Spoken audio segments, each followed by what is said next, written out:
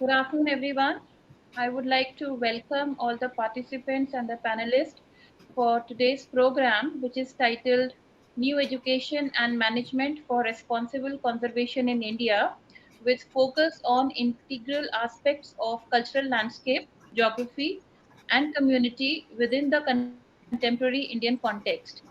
Today's program is planned as a roundtable discussion and is part of the Theophilos plan for 2022-23, which shall conclude with this event and the next meeting planned on the next Saturday, focusing on the operationalizing and mainstreaming of the new paradigm required with new education and management for responsible conservation in India. The session shall have a roundtable discussion on critical components of conservation education that are relevant and unique for the Indian context and Indian traditional system. The part, event has been planned with NSC Theophil in lead, collaborating with NSC Cultural Landscape, NSC Education and Training, NSC LAFI, and ICOMOS India South Zone. I would like to uh, give a brief introduction of Madam Shalini Dasgupta, as we will invite her to open the proceedings, the roundtable discussion today. Shalini Dasgupta is a conservation architect based in New Delhi and runs a multidisciplinary practice offering services in architecture, interior design, and conservation for the last 26 years. She has received her formal training under internationally noted B.V. Doshi, A.D. Raje from CEPT Ahmedabad, and conservation studies from SPA New Delhi. Since starting Heritage Conservation and Design Center, HCDC Designs, in 1993, the firm has been focusing on adaptive reuse and putting historic buildings to contemporary use. Currently, she is actively involved in urban conservation of Braj region and the iconic sites of Khajuraho, Bodh Gaya, and Hampi. Beside consultancy, she is actively involved in imparting lectures on conservation and creating awareness both at formal and informal level. She is a visiting faculty at the Conservation Department, SPA New Delhi, Department of Fashion Communication, NIFT New Delhi, and Interior Architecture Department, Sushant School of Art and Architecture, Gurgaon. She has been an active ICOMOS member since 2013. She took on the responsibility of North Zone representative in 2017 and has been holding the post of Secretary ICOMOS since 2019. She is an expert member of International Scientific Committee of Heritage Documentation (SIPA) and an active member of Heritage Documentation NSC and ICOFORT NSC. She has been instrumental in bringing fruitful affiliations for Commerce India with Delhi Urban Heritage Foundation and Jindal University. I would request Shalini ma'am to please open this program for today. Thank you, Monalisa, for that rather long introduction. But I would like to start by thanking NSC Theophil for asking me to being part of this event and asking me to open this very important and essential topic of discussion, which is also very important because it is one of the important mandates of ICOMOS. Training and advocacy is one of the main mandates of ICOMOS. So I think this discussion is, a very important and timely discussion. Over the last few decades, conservation of built heritage has gathered great momentum as a profession, which has seen many colleges and universities offering conservation study options. So this discussion on new paradigm for conservation education is very timely and relevant. I think hopefully this discussion will help to develop an understanding of the available resources and where the gaps exist in the field of education in conservation education. So I think we look forward to a very fruitful discussion which should lead to significant advancements in the field of conservation education, which will make it globally relevant. So All the best to all the participants, and I really look forward to a very meaningful discussion. Thank you very much. Thank you, ma'am. I would like to introduce Professor Nalini Thakur. Um, Professor Nalini, the former Dean of Studies and Head of the Department of Architectural Conservation at School of Planning and Architecture, New Delhi, now retired, is the coordinator of NSC Theophil, and she has been planning the series of events since last year under the Grand Master Plan for NSC Theophil and collaborating with multiple NSCs throughout the year on various issues as discussed earlier. She joined SPA in 1977 to work on an exhibition on Imperial Delhi to research, and then as a research associate, participated in the institutional research project DBSEMA, Andhra Pradesh, cyclone and tidal wave disaster. Since 1980 to 2017, she has been full-time faculty at SPA and the first in the Department of Architecture, later from 1989 in Architectural Conservation. Professor Nalini Thakur was also the first Charles Wallace Scholar from India to be sent to University of York to do specialization in architectural conservation. She started her professional career as a member of the famous pressure group Conservation Society Delhi from 1982 to 1997, where she served as a president. All over the long period, she has contributed as a professional and academician, a teacher, a mentor, and an activist. Her primary work has been in teaching and imparting education from a cultural perspective during her time as faculty in SPA Delhi, where she also developed the new master programs in architectural conservation. Professor Nalini, I would request you to initiate the roundtable conference for today. Thank you. Thank May you. I share your presentation, ma'am? Yeah, you got it? Yes, ma'am. Give me a Okay. minute, please. So let me start. I've been sort of in this, what do you call it, the field of education for a very long time. And during this time, I've been saying many, many things.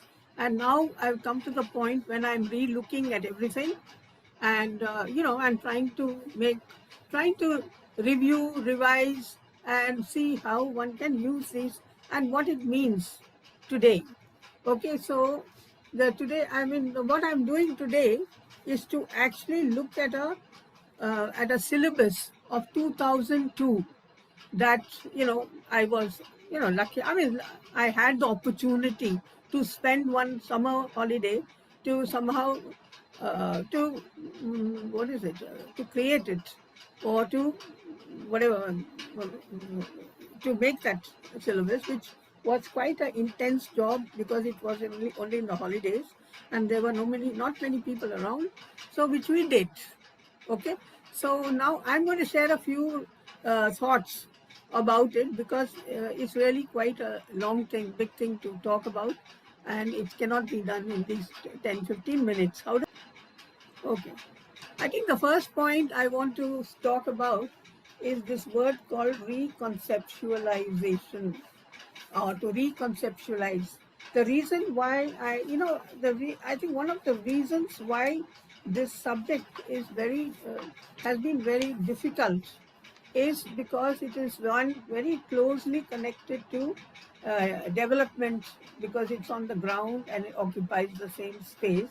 And the other thing is that there are two kinds, and we have all been very used to taking advantage of everything that is around in a way that it suits us.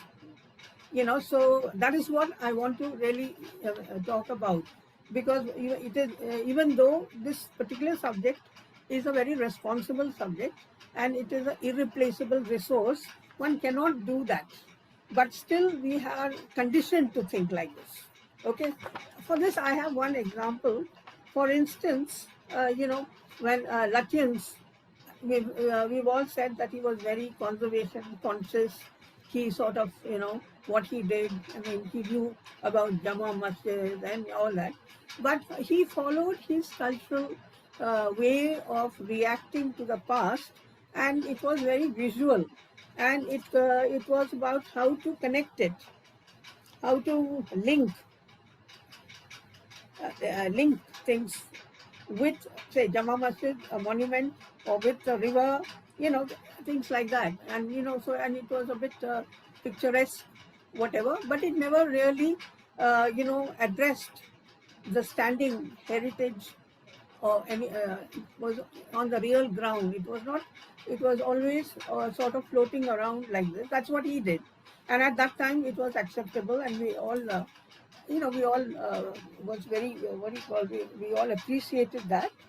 And recently, even Dalrymple has worked on, wrote a book on, wonderful book on Bahadur Shah Zafar. And his work, and he has researched that book very well. That is what was good about it. But even he doesn't touch the ground of Mehrauli, where Bahadur Shah Zafar's palace is, where he lived, which is crying for help. So you see, I mean, I want to actually try to make you understand the human psychology, that we are all made that way, and that is how we work.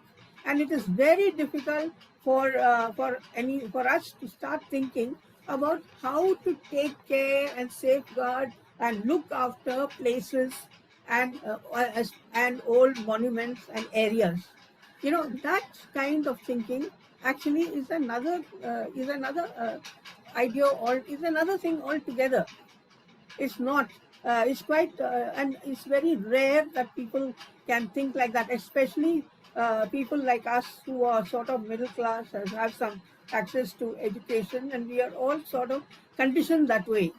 It's possible that people who are like craftsmen and tribal, they may actually be much more hands-on and feel for it. Okay, so I mean, want to do something on the real ground and work from ground, because they don't have that kind of education to spoil them. Maybe they can do it, but for us it is not easy. So that is, I mean, that's the point I think I should make, because that is the one that shifts the paradigm. When you start reconceptualizing what you had earlier conceptualized. For instance, I know many people, when they talk about Raj, still talk about Krishna and what he did, and how, which was so pro, heritage, or pro, vegetation, whatever. It's not about that. That is the first round of conceptualization. But now they're all there, and we are all someone else who are there now. And we really don't have that connect with that ground anymore.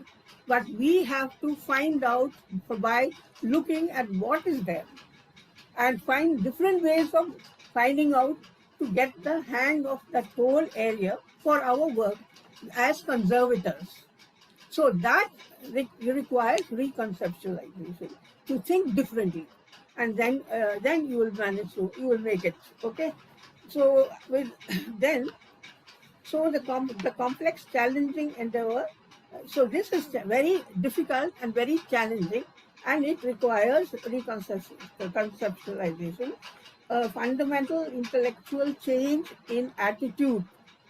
Conservation of living sites, regions, and cities then when this happens, then you start having good conservation of living sites, regions, and cities, because you will have this people who are able to reconceptualize those same places and learn how to say different things, new things, and do what it needs, or not what they think it should be, or the way they want to decorate it up, or whatever it is. So I just want to make that point. I think it's very important, because as long as we are not able to change the attitude, our conservation will not be, I mean, it will not be what the country deserves, or the legacy of this country deserves. It is and also conservation is essentially a discipline this kind of conservation that we are now thinking about and working on, that blossomed, 20th century, that blossomed after the World Wars. The World Heritage Convention 72 has also added its own dimension to make things harder and more complex. And addressing this enlarged area, and because we still talk about monuments, and now I've already mentioned there are all these cities and regions and all that we have to think about, which are all crowded with buildings and values, etc. We have to. That means we have enlarged the area and all and the scope, everything. So it is a paradigm shift, and this requires a new education, and it is the answer to make that is the answer that can make things happen. I just hope you understand this point. Now we have this other problem also, that the post-colonial impacts in education and system, we are still, it's not all gone, we are not out of it totally, but I think, or maybe we are getting into another trap, I don't know, but we do need to, consider that, and and not get, and the mind has to grow, and it has to be broad enough to take in all these things. And I do think so the education is important because it has to understand all these challenges. Intellectual capacity building in the field of heritage conservation in post-colonial India is a big challenge. I believe that you need a lot of intellectual capacity to actually understand heritage and do conservation properly, and have the capacity to come up with new ways and innovations that are required in many areas and disciplines and whatever is required. So you need to be another kind of human being there. The reason being the current post-colonial situation, the hangover still persists, causing negative impacts. The dominance of the colonial perception has led to a form of amnesia, where gap between the inside mind and the outside world has inhibited our ability to comprehend culture as a dynamic living entity. We think of it as as an object, to be whatever, not as a living entity and a continuing entity, changing entity. So, and I think what we need, that the students or those who want to learn and who are studying should have the capacity to actually talk back to anybody in the world about and tell them about the heritage. Okay, and be able to discourse, able to dialogue. For that, you need a very high level of intellectual capacity and education. The implication of this gap allows persistency of a monument-centric colonial approach to this gap allows a persistency of a monument-centric colonial approach to heritage protection and management, and limits the mind to recognize and the layers, and limits all this, the layers of historical, geographical, and anthropological information borne by our cultural resources. Under such circumstances, education becomes the only tool through which the values inherent in Indian heritage can be rediscovered and mainstreamed, and thereon protected for future, and then can be protected for future generations. It wasn't so that with all that, I think now I would like to talk about. You have to go back. Or talk about the syllabus of 2002. At that point, the master's program became 4 semesters instead of 3, and all the work had to be done in the summer holidays of 2002. And so that is when it had to be started immediately also. So you just have to just look at this. There is one whole module on top called the philosophical basis to enable new theory for discourse and dialogue. I have put. And then in the middle, there are all these different modules of subject modules. One is called redefinition of heritage resources. And, and then look at the range of resources it has taken into account. Not everything has been put here, but it's just that it's shown that you can add, subtract, and you can all put it in this particular over the 3 terms semesters you have, and and so it is very dynamic and it is very changing, so that we can start enlarging the scope of heritage, because we have to get out of that monument totally. And that is how now we are talking about cultural landscape, we are talking about historic cities that have become part of class, historic, so that's how we were able to do all that, quite easily. Cultural regions, I am talking about Indian cultural regions, because the whole of India is very nicely got, can all be identified as cultural regions. And then you do have something about surveys, qualitative, quantitative. So in this redefinition, there are 2 parts to it: techniques of how to do it, and then the other one is recognition of new areas also. And then the second part is the technical part. Okay. So I won't say much, but in the third one, conservation management, I would just like to point out to one thing called the total quality management. Quality management is is a word which is very common in the total quality management. Is a more specific in management, and it really refers to when you do very complex projects or or researches. Then this total quality management understanding helps you to actually progress and accomplish, because when you look at anything complex which have many activities in it, if you even one activity goes wrong, the whole thing, your whole research or whatever you're looking at will collapse. That is it. It happens even in other subjects also, but here also it happens. Okay. So then we have another one called integrated heritage management, which is called ITUC, in the integrated territory and urban conservation or something. So there were these funny, quirky names given to, and they are a little different from the way they may occur in urban design or conservation, in the town planning and all that. So, but it is according to what we need for our subject. And also national level heritage management was an important thing that we tried to communicate. And now you have to understand the top and bottom.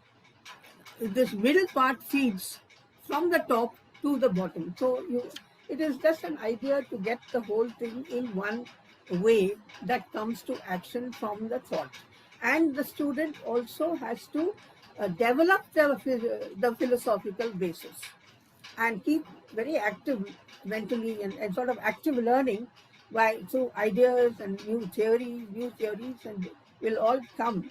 And these are the ones that are the core, which we give, and then we hope that all this will get you to better actions.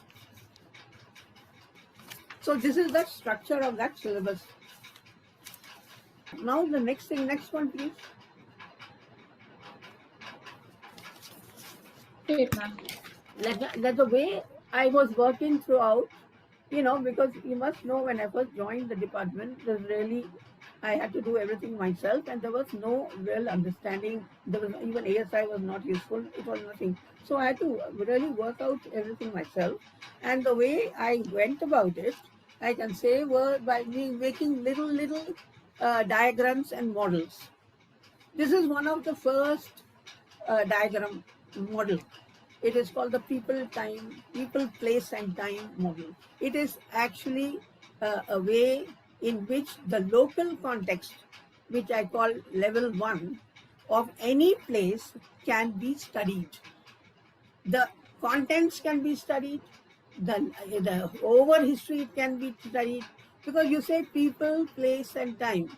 If you do people and time, you'll get through history. If you do people and place, you will get geography and with people. So it has a lot of variations, and you can actually analyze and and examine through the using these different variations, and you get a very comprehensive understanding of that context, which can be used just for describing the place, understanding values, and then it for reconstruction, and you get information, and then it can also be taken into the techniques. You can find, say, what we use to do that, which are all part of the conservation whatever discipline.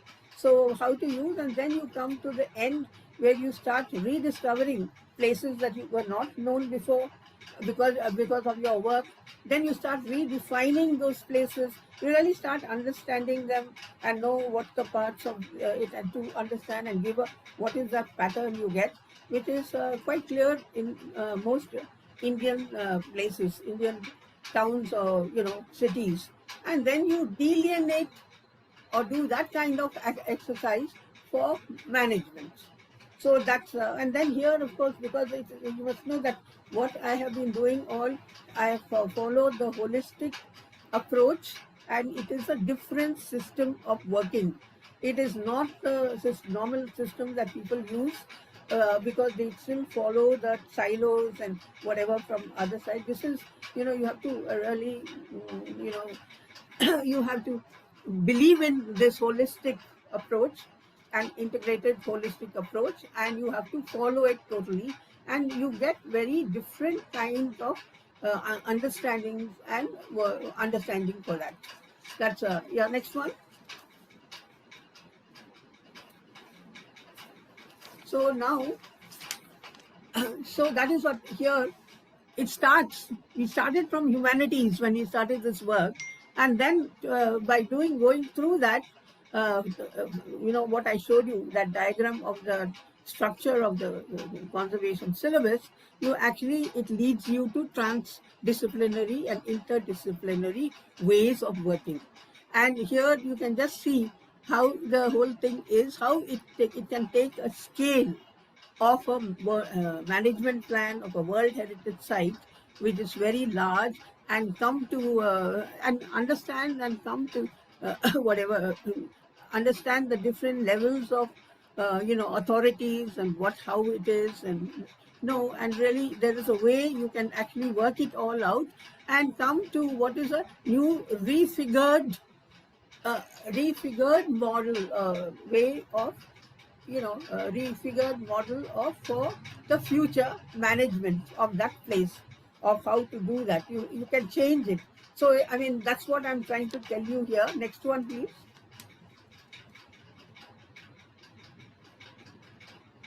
Yeah, now I want Professor Rana. This slide is for you and for Vishakha, because you are going to be talking. You are going to be talking about the Indian cultural landscape, and feed us into this education in this thing. And then I think the same thing, the challenge for Vishakha will be a legal framework and protection about this place. You can hardly see anything, what it is. But when you go to the site and start looking, there are so many little resources that are there that you have to consider in order to understand the contents of this cultural landscape and know how to assess it and talk about it in a comprehensive and in a capable way, so that, and we need to actually know how to do this, because it cannot be that each person will do it the way they want, because this is very complex. And so we have to find ways for all the different, kind of techniques that have to be used to know what it consists of and how to then figure out how it can be brought into a teaching level, just, and I think for Vishakha, it is how she will look at it as a for this thing, and Vaishali, how will she look at it as a living heritage? What, because finally it's the same ground, and all of us are looking at it from different, perspectives. So that is what. Now,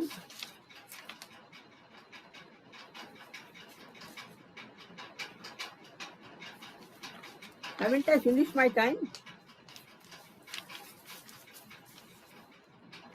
Yeah, I must tell you one. Yeah, this was for Mr. Naveen Piplani. He has not come. Let's go to the next one.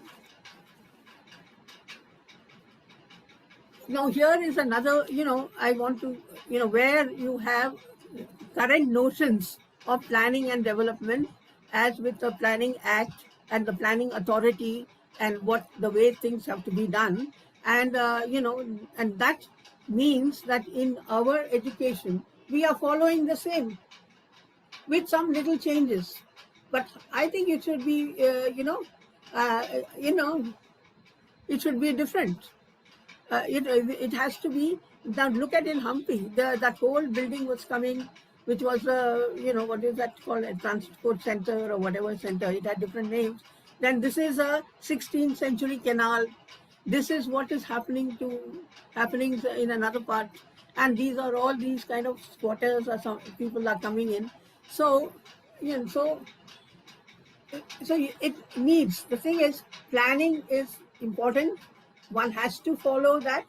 Development is required, but it needs an interface to be worked out, which is a new area, and it is a bi-disciplinary area is what I call it, and it which will consider values, cultural significance, and others what we need, and come up with a new plan, which is also takes into consideration heritage resources and what they require, because that is that's what I'm, and and this has to be done for every corner of the country, where there is heritage, and for each you have to think for itself, also, and work it out, and that's a big job. Next one. So we have some program also, planning is being considered. And then this is what, Surya Narayana Murthy and all are talking about. Then we have this area. First is the recognition of what is contained on that land. Identification, recognition of cultural resources and the contents of that land. Okay. Then you have something as documentation. And then you have something as making inventories. Now, all that comes under one subject of documentation. Now, so we've been discussing in our meetings, working group meetings, how do you now say, is it one subject? Are they more than one subject? What is the beginning of the subject and how does it end? How do you organize this and make it into, smaller parts? That's what, and but all these things have to be done and they have to be utilized afterwards. So that is what was what we were, I think, I think Surya will be talking about it. Next one. Yeah. And then when you talk about the redefinition of the site and changing the scope or, enlarging the scope of the heritage of the same place, then you have to start recognizing villages as cultural resource entities. I'm just giving one, one kind of, examples, but people, when you work on these areas, all of them have to be recognized and they all have to be considered. So you might need to do different things like making them into categories, systems. So, there's a lot of thinking work that is required. And I can tell you one thing, that no two sites, the same thing is done on two sides. They're all, every site, you find a different way of pulling it together to understanding it, but under the basic ideas about, recognizing, redefining, describe, whatever one has said in the beginning. Okay. And we are talking about living heritage. That means we are getting into governance areas. Now that means that's another big, chapter, or whatever baggage that we are bringing into heritage area, which so far, after once we have decided monuments are not enough, but then how do you pull it together?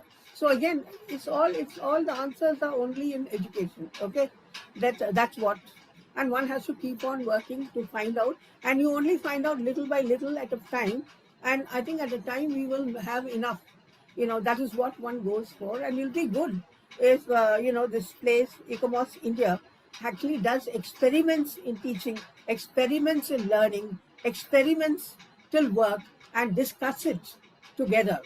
That will be, because we are all a bunch of professionals sitting in this group. So that is a potential that we have. So that's what I would say we should try to do that. Next one, please. Yeah, then research of architectural research is another challenging area.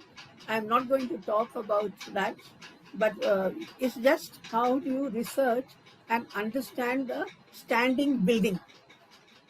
We all understand it by seeing it in different little ways, and to an extent we can say something. It seems okay for the people who are around and all that may be, but I'm talking that if you are going to make it a part of your study or your subject, what is the amount that you have to find out, and what is the requisite amount that is required, and for the set standard, and what are the techniques that have to be used. That is what uh, you know and but and it's actually very uh, it's quite tough. If you have a big rather largest building, it's not easy. It's quite tough because we haven't seen most of it, even though we always thought we knew everything about it. That was the thing. Next one, please. I think it's almost there. Yeah. Then, of course, how are pilgrims going to be part of the education system that we have in conservation? Where do they fit in? How do they fit in? What is happening today? Are they fitting in? I'll tell you, when I was working, they were not fitting in at all. It's possible with a new dispensation and the change of thinking. Maybe they are better off now, but I don't know. But earlier when I was working, they were not at all. They were there. They were there on their own. There was no support for them. Wherever you go, whether you go to Khajuraho, you go to Raj, you go anywhere, this group really did not have any support. They were all very self-sufficient. They managed, and they did whatever they wanted, and that was what it was. But I think we cannot let this go on when everybody was thinking about tourists, rich, high-end tourists, and seeing what all could be done, and quite a lot was done with government money. So I think we should be thinking about rethink this whole thing about how these groups have to be considered in that, and who should come under development, who should come under commercial. We have to rethink all that. Okay, that's what I think is important. Next one. Next one. Finished? Yeah. This is the one about the governance issues. We have, by this whole thing about living heritage and treating it, and then this particular thing is a big bazaar, which was very lively in Hampi. It was totally dead when I went there last month. Totally dead. And because all the people were thrown out of that place, and they and then there were a lot of things that happened, that the central government took it over from the state government. Yes, and but anyway, what action was done was by that one part of the government who wanted to throw them out.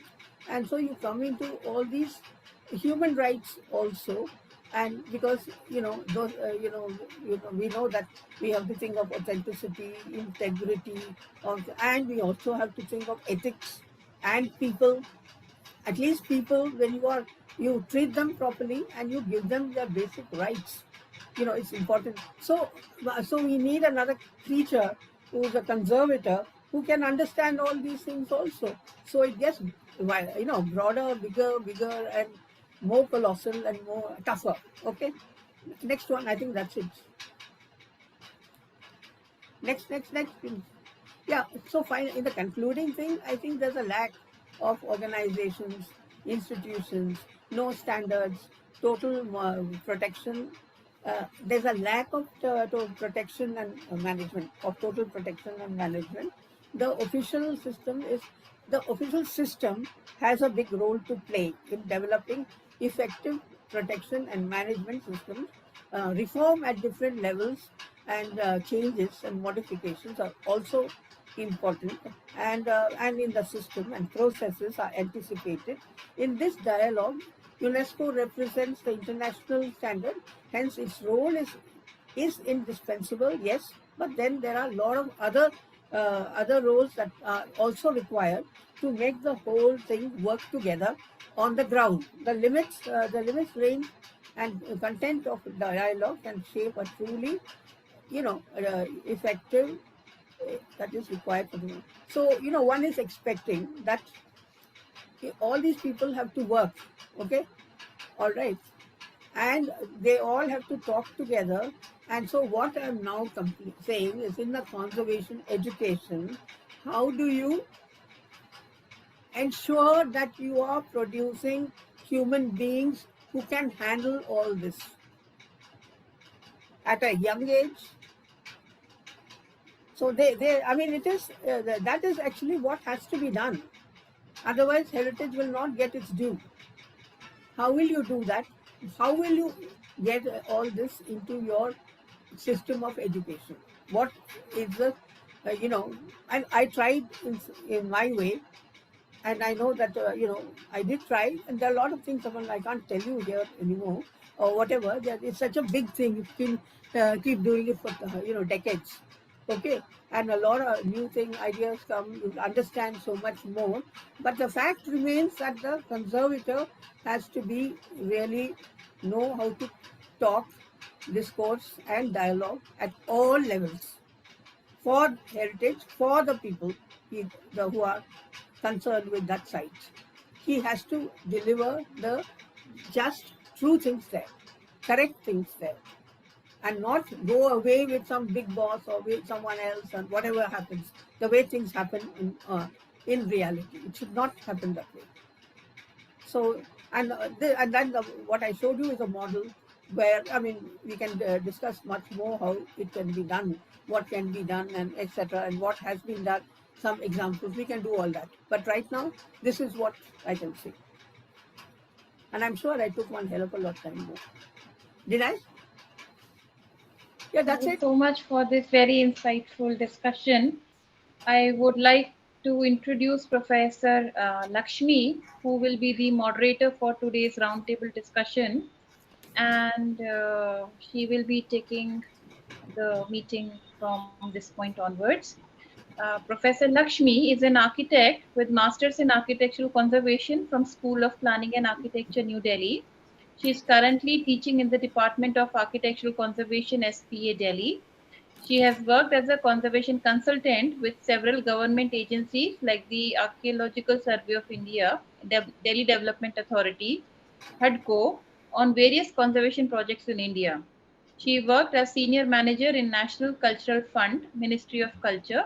She has also undertaken international training programs, particularly ICOMOS training courses on reducing the risk to cultural heritage, and Asian Academy Heritage Management training course on heritage impact assessment. She has published several papers in international conferences based on her experience and dealings with complexities of heritage management in the country. Thrust areas for her work have been integrated conservation and heritage economics. She is also the recipient of T.J. Manikam Gold Medal in SPA Delhi for Master's Thesis in SPA Delhi. I would request Professor Lakshmi to take over and conduct this roundtable. Yeah, thank you, Monalisa, for introducing me. Good afternoon, everyone. I hope I'm audible.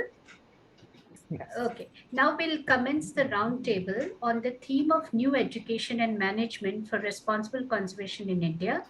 The focus will be to examine the various aspects of new education pertaining to heritage management, traditional knowledge systems, Indian cultural landscapes, documentation, traditional settlements, living heritage, planning challenges for heritage, traditional engineering knowledge.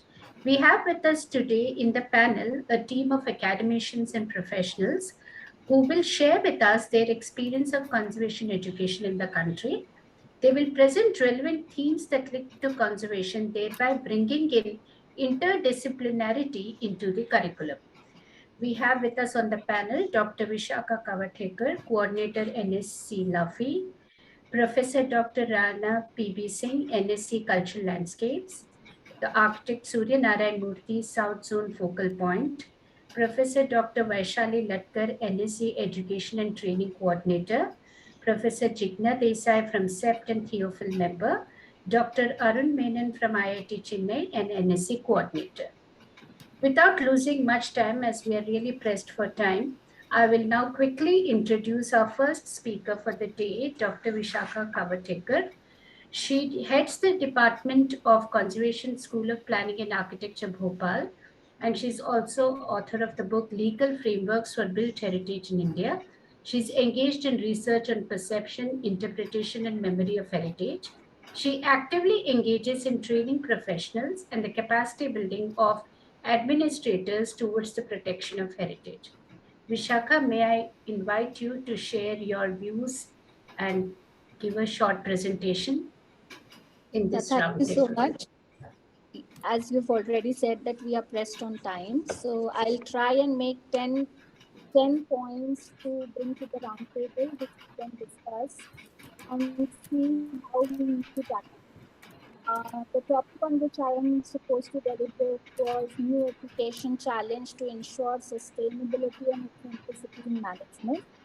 And dealing with this, let me highlight few of the points from my experience of teaching largely and also of working in the field with many officials as well as the stakeholders, which are the people who live around the historic sites.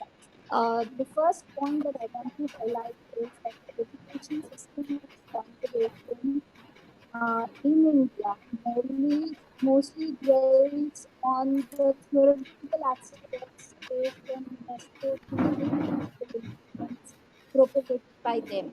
The need is really to look into what, as in Indian context, we have to offer towards the theoretical frameworks, as well as at the same time we have to look into the jurisdictions of our land very carefully.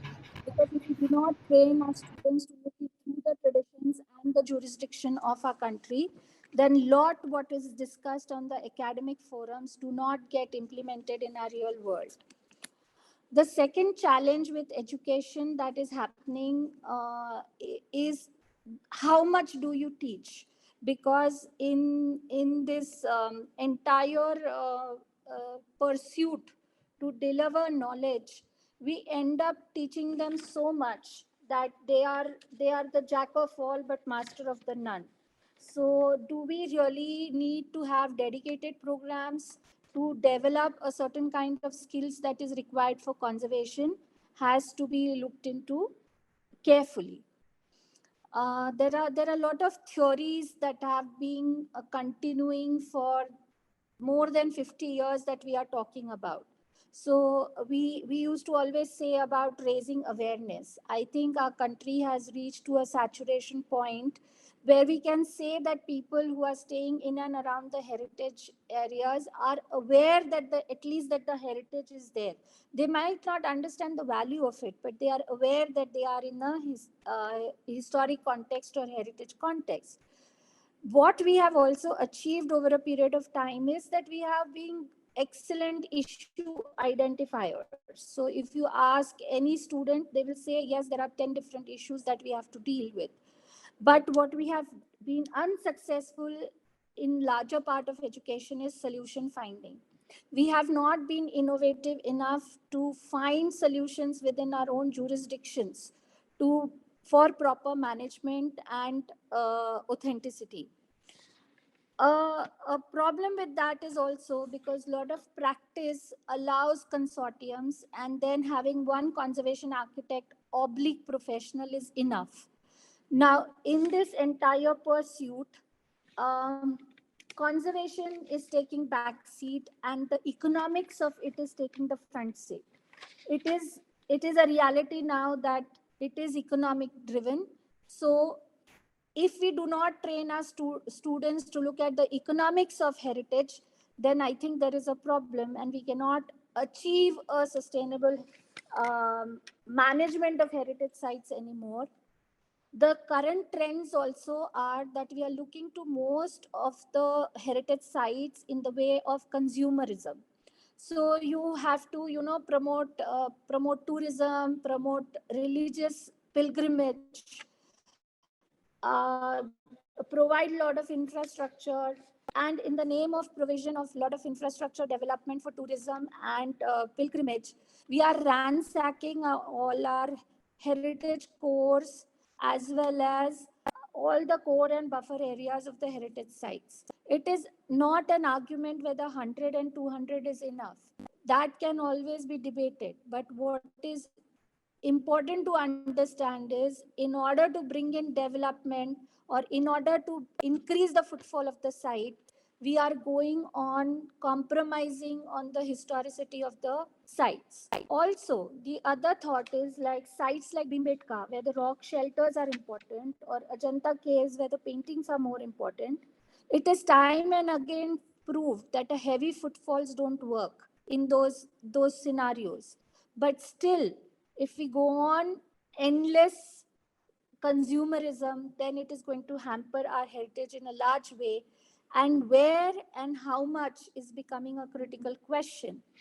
The tool of carrying capacity is known, but how to actually sit down and calculate is still an area where a lot of research is to anchor, because it is only through these carrying capacity studies, creating these thresholds, that our management of the sites will become sustainable.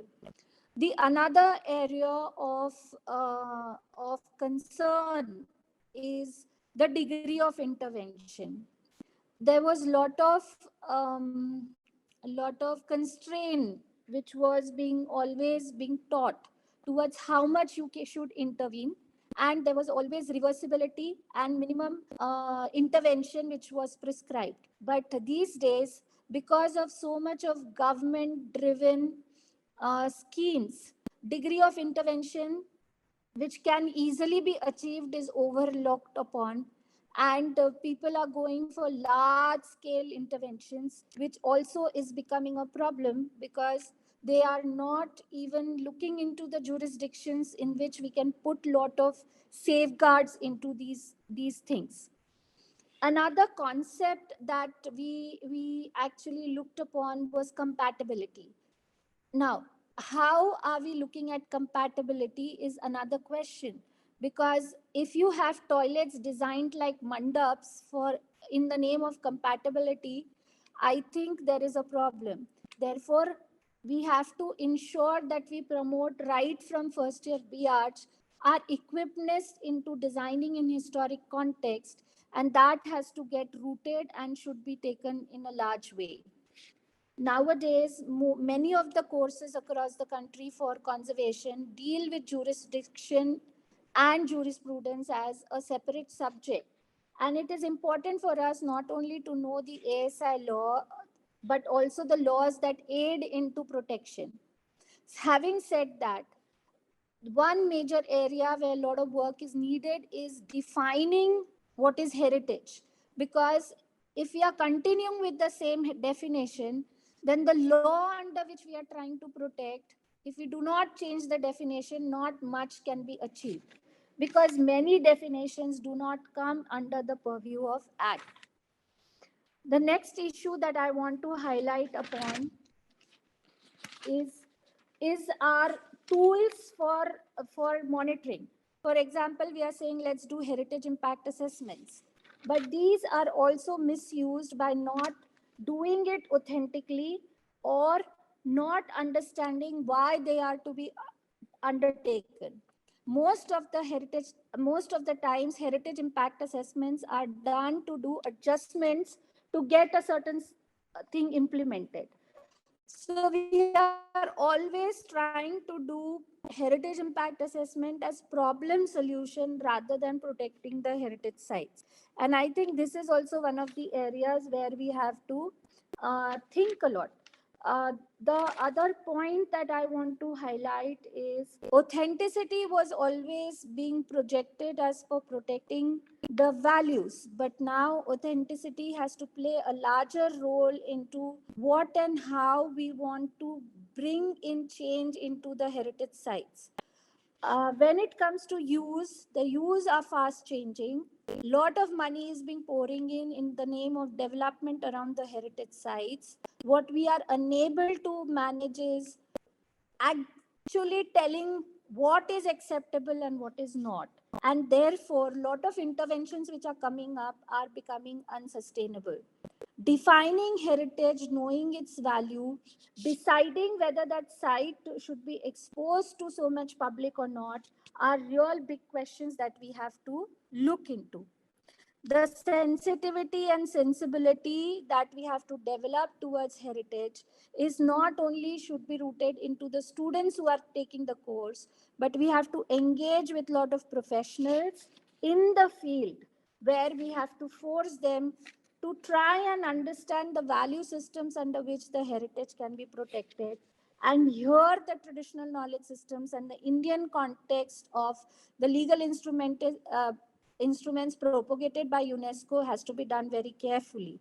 Therefore, to conclude, if we have to really look for the sustainability of our sites, then jurisdiction, sustainability, authenticity, and the monitoring guidelines and the guidelines that can be used to actually guide you to many things have to be exercised more rigorously, and that rigor can only happen if we equip a new generation to take up these tasks successfully. Thank you. Thank you, Vishakha, for raising such relevant questions and bringing out the points that actually heritage education can address. Thank you so much. Now we move on to the next speaker of the day, who is Professor Dr. Rana P.B. Singh. I'll give a brief introduction. He is Professor of Culture. 1-2 lines sufficient. Okay, Just sir. 1 line is sufficient. Okay, I am sir. Rana. Y'all are my good friends. No, sir. I really have to speak 2 lines about you. He's a professor of cultural landscape and heritage studies and former head of the Department of Geography, Institute of Science, Banaras Hindu University. He is currently serving as a contributing member for ICOMOS International Scientific Committee on Cultural Landscapes. His research areas are entirely in the field of cultural landscape, sacred landscape and pilgrimage studies, religions and spiritual tourism, heritage scapes, and he has a number of publications to his credit. May I invite you, sir, now to share your experience with us.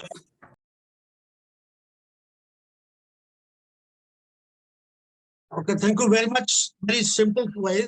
We are preparing already a long paper on this issue, that how the Indian cultural landscape to be defined in our own context, and try to see the link with the West also. Under the guidance of Professor Nalini Thakur, we are collaborating that way. And 2 more organizations, we are trying to link just to have the international perspective. The one is called RWIC, Reconnecting with Your Culture. This is a new movement started 2 years ago. Now it is recognized by UNESCO that you have to deal in your own manner, of course, to have link, because most of the time we always take definitions, special conceptual framework from the West, which directly no way fitting in total to our condition. So that is the one major point. So let me just quickly pass on. Here is what long back Professor Nalini Thakur tried to define Indian cultural landscape with a little bit here and there adjustment. I have modified it. Simple way we can say that Indian cultural landscape is a repository of the collective perception of geography. The moment we use here, let me say, as a student of all geoscience and geography, the moment we say this word geography, we are confused with the subject word. Geography, the whole world, the whole cosmos, whole global perspective. So in that frame, we have to try to understand these words. That memory, information, and imagination converge to shape the landscape. The point is here that we have, if you can see whole region of India, then we have several ecological as well as cultural regions. So here comes that in that perspective, we have to define that conceptual frame of Indian cultural landscape very broad, and then into regional perspective, maybe 20 types, and then try to link all together what Nalini always used to say, that it should be always holistic. So it starts from the different perspective, link together, and then project like this. So that is the way.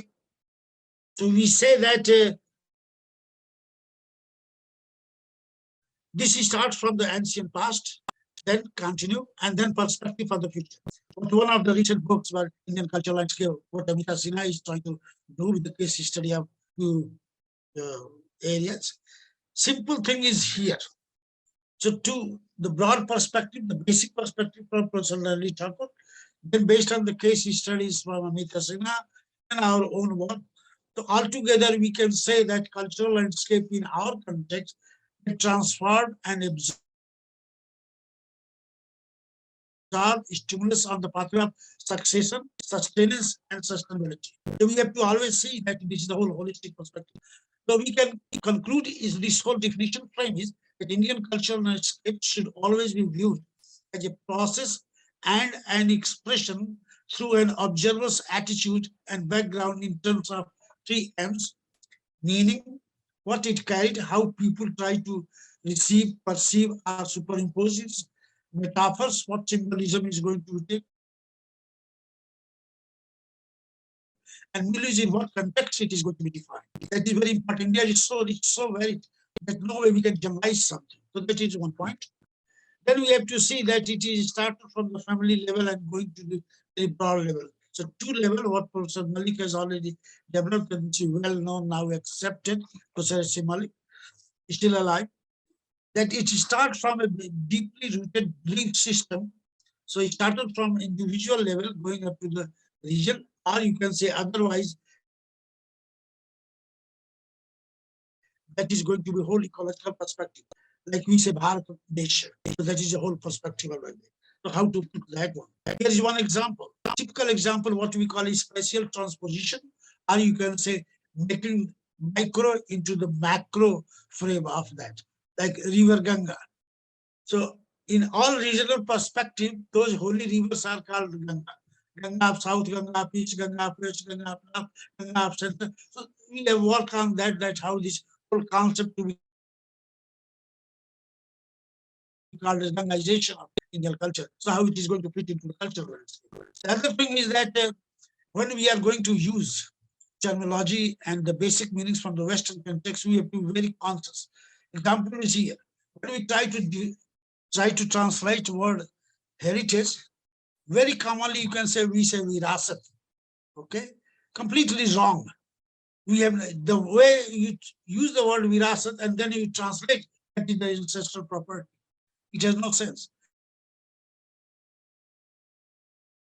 And already in the 5th century BC, we have put paper on that how this concept has been discussed by ancient sages. This is a very simple way that culture, nature, or nature, culture, interrelationship, and the whole story of Varaha Avatara is linked. So that is the way when we say that it has some historical link also. Without that, it is nothing like suddenly coming to interpret in this way. The classical frame, modified frame, we can use, like here is the master who has introduced this whole landscape studies, or you can say master of landscape architecture, Carl Osauer. So what he tried to put, simple example, he said that there is nothing like pure natural landscape. because it is the man who defines natural landscape, then that is not the pure, this is definition based on the man's mind. And this is the way so suitably fitting into the in Indian condition. For global understanding, we have to go to the ancient root to understand, like scale, spatiality, time frame, sequentiality, functions, activity, mobility, pilgrimages, deeper quest, sacrality, and our mental status, what we call belief system. All these two to be linked, then only you can say that here is the holistic frame. So these are the frame, just like definition. So let me stop here, and I can say some of the ideas, whatever I derived from Professor Nalini Thakur and then Vishakha, that one important thing is that how we are going to define and in what context. Second thing is that you have to always say that which area you are going to define. So we can say here is broader and then what we call in French tradition, we call it milieu.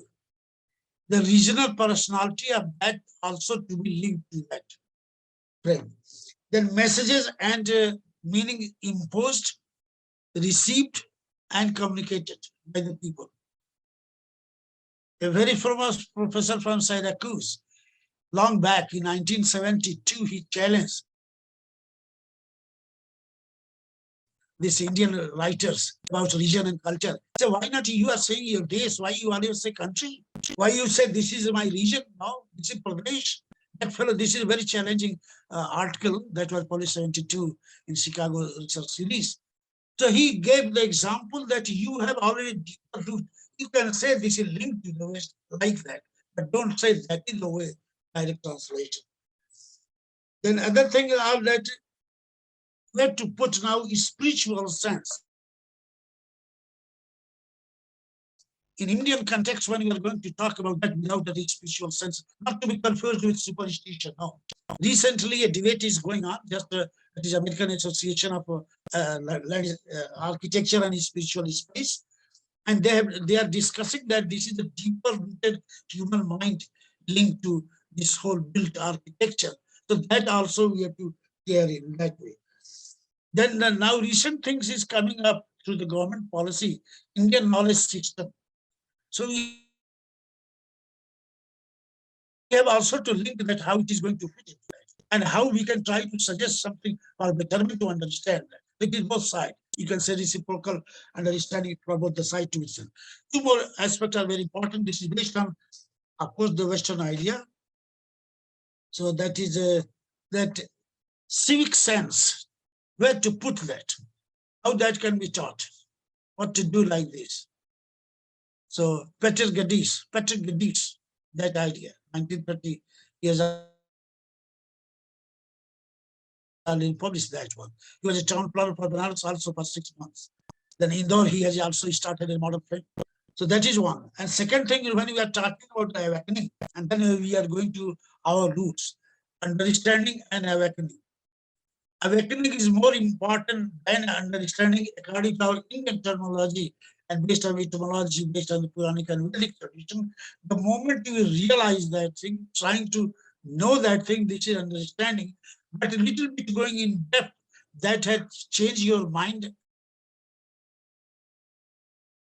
and hard to do what action to preserve, and project this. That is the deeper understanding. And that's how we have this technological frame, need a little bit modification like that one.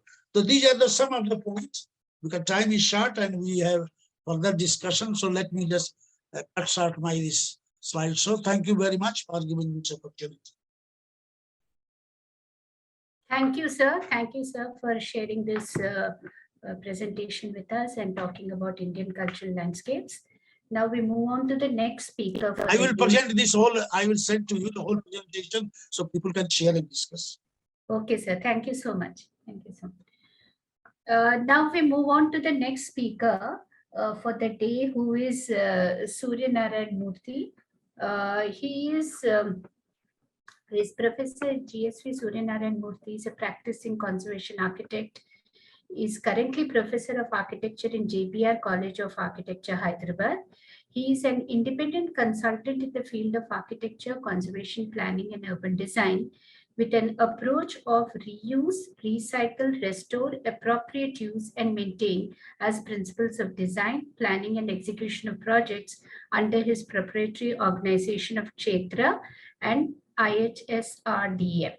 Specialized in documenting Indian traditional building and historic building knowledge systems has been his focus.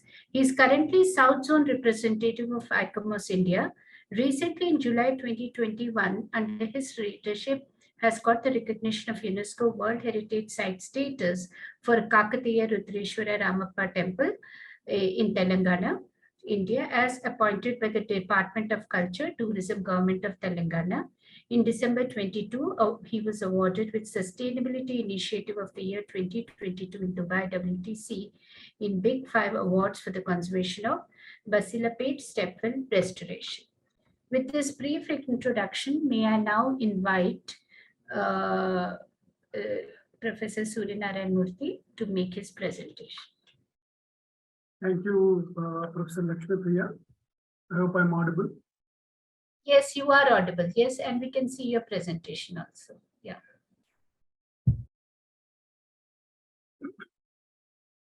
So I will take about, we are already behind our schedule.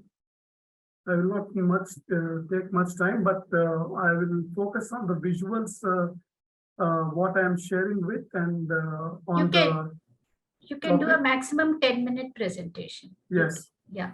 So,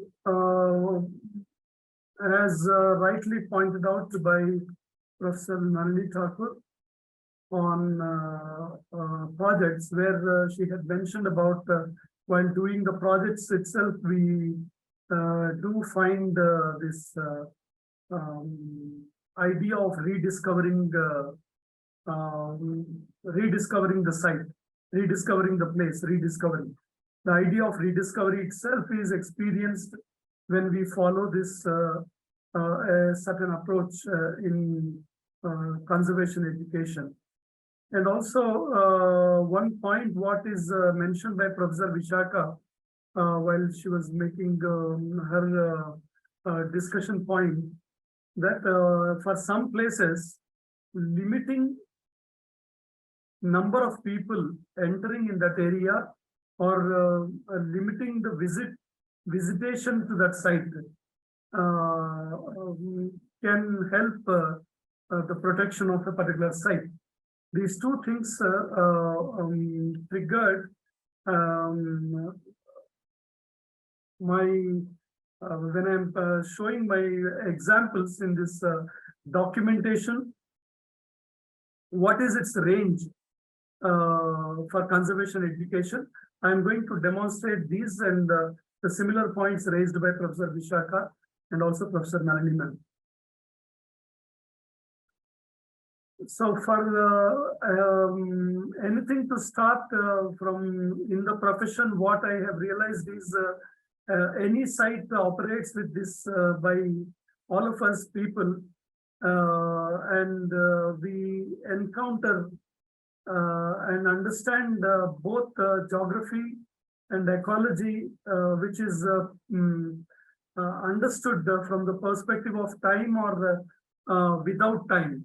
We understand these perceptions and identities, and these are required to be documented as a whole network situating these buildings.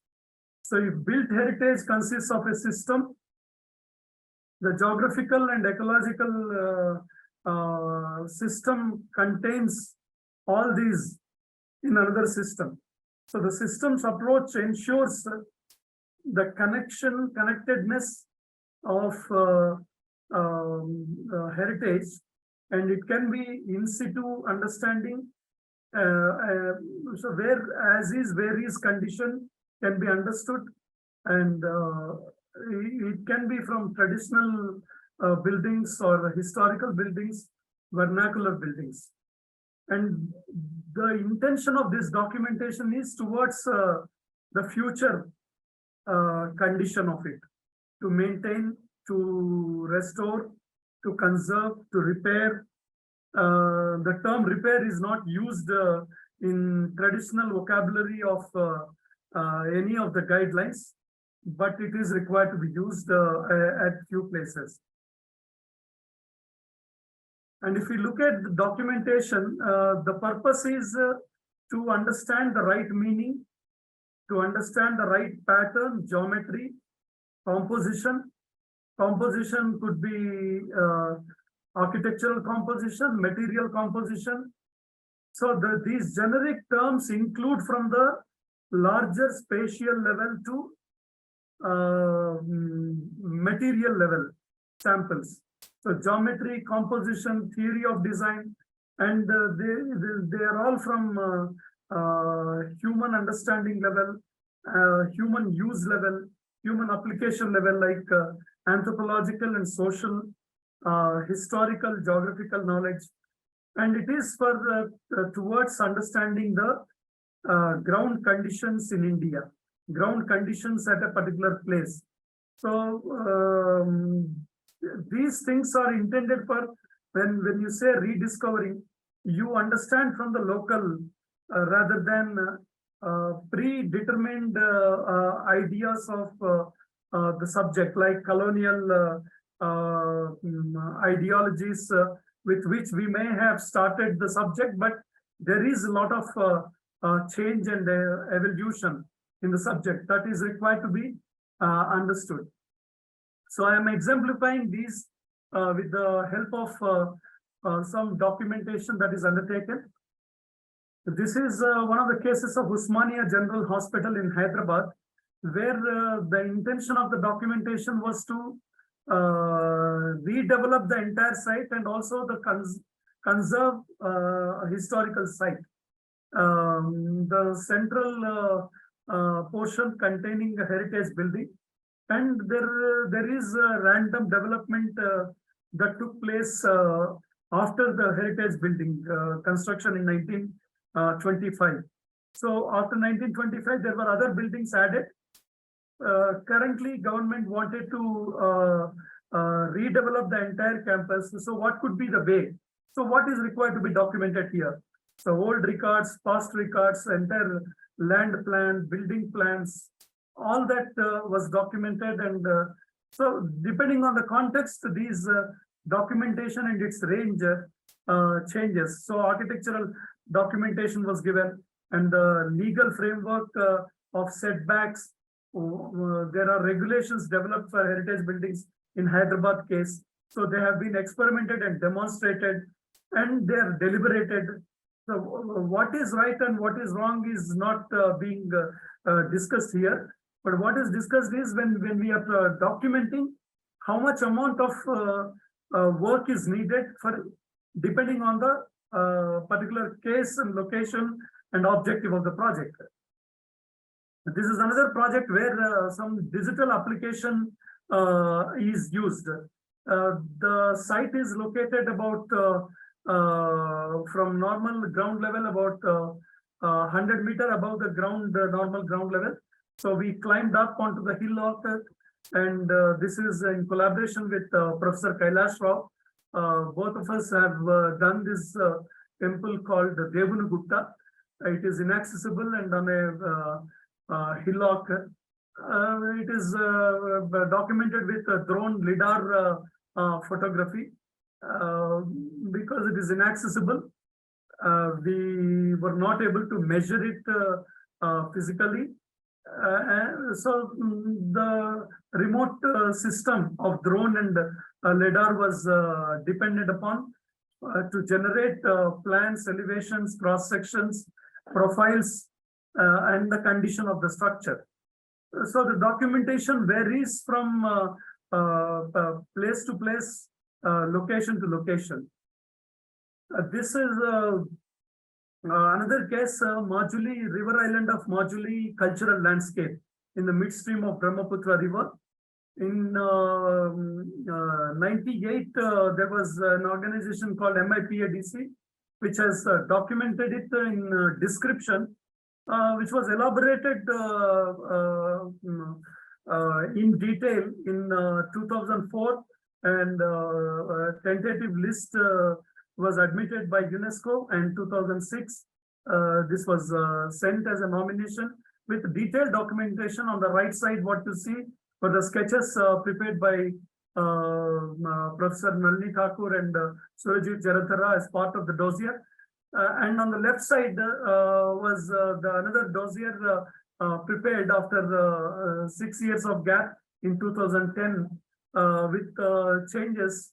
Some of the modifications made for these extensions, not modifications, extensions made for this dossier was defining the list of cultural institutions present in the entire landscape. It's a geographical region. So what it required as a documentation was the geographical region. On the right side is built heritage reflected on the landscape.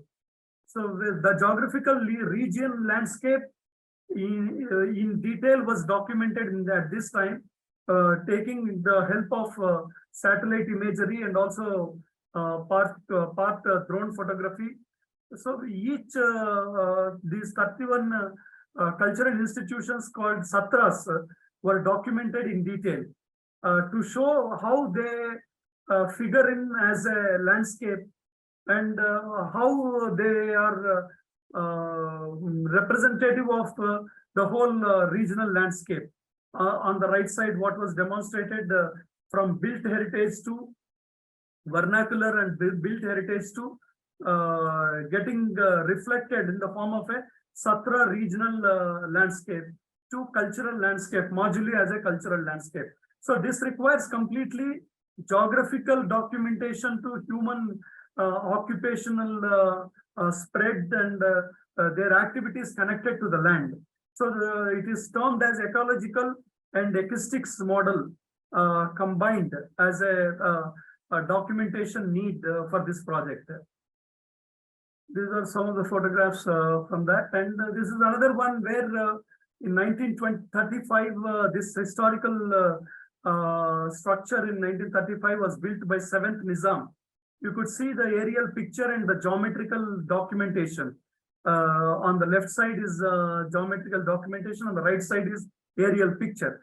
So how this was really documented on ground and placed on ground when it was constructed. So during the conservation work, we did the combination of manual measurements and total station survey combined with these kind of aerial photographs and condition mapping on ground capturing. This is another State Central Library building. The linear pattern building was documented in detail, including this used photogrammetry methods and linear measurement methods, total station survey, and digital documentation method. In the earlier case, moduli, most of the drawings were architectural drawings were manual drawings. Whereas geographical information systems were digital drawings. Likewise, the State Central Library is a digital drawing completely. This is another hospital built in 1929. Entire thing was digital documentation. So what are the tools required for this kind of documentation? From traditional methods to traditional measurement units to traditional measurement equipment to modern equipment are required. This is another one where one of the local fort and palace in Andhra Pradesh was documented, spread over 6 acres of site, developed from total station survey, manual documentation, then digital documentation combined, and the condition was assessed, and it is conserved and restored, and it took about 6 years of time for the complete work in the 6.5 acres site and the 2.2 acre spread over building of the site. And the documentation required for this kind of sites in Ramappa temple in Telangana. This required altogether a completely not just measurements alone, but collecting historical records, comparative visiting comparative sites, making comparative arrangement of this particular site, and also documenting to prove the uniqueness of this particular temple, because that was not existing in publication. So exclusively visiting other Kakatiya sites to document. So apart from Ramappa temple, other sites were also documented. This is the extended documentation of Ramappa temple used for the dossier. And these are other Kakatiya temples documented on site for establishing the uniqueness of Ramappa temple. So the documentation required in simple conservation structures, built heritage, single structure oriented to a regional level to a World Heritage Site nomination vary from in terms of equipment, tools, methods, purpose. So the range is elaborate. If you see, it requires photographic documentation, photogrammetry, LiDAR, and surveying, if we are looking at the larger level, and measure drawings, problem identification.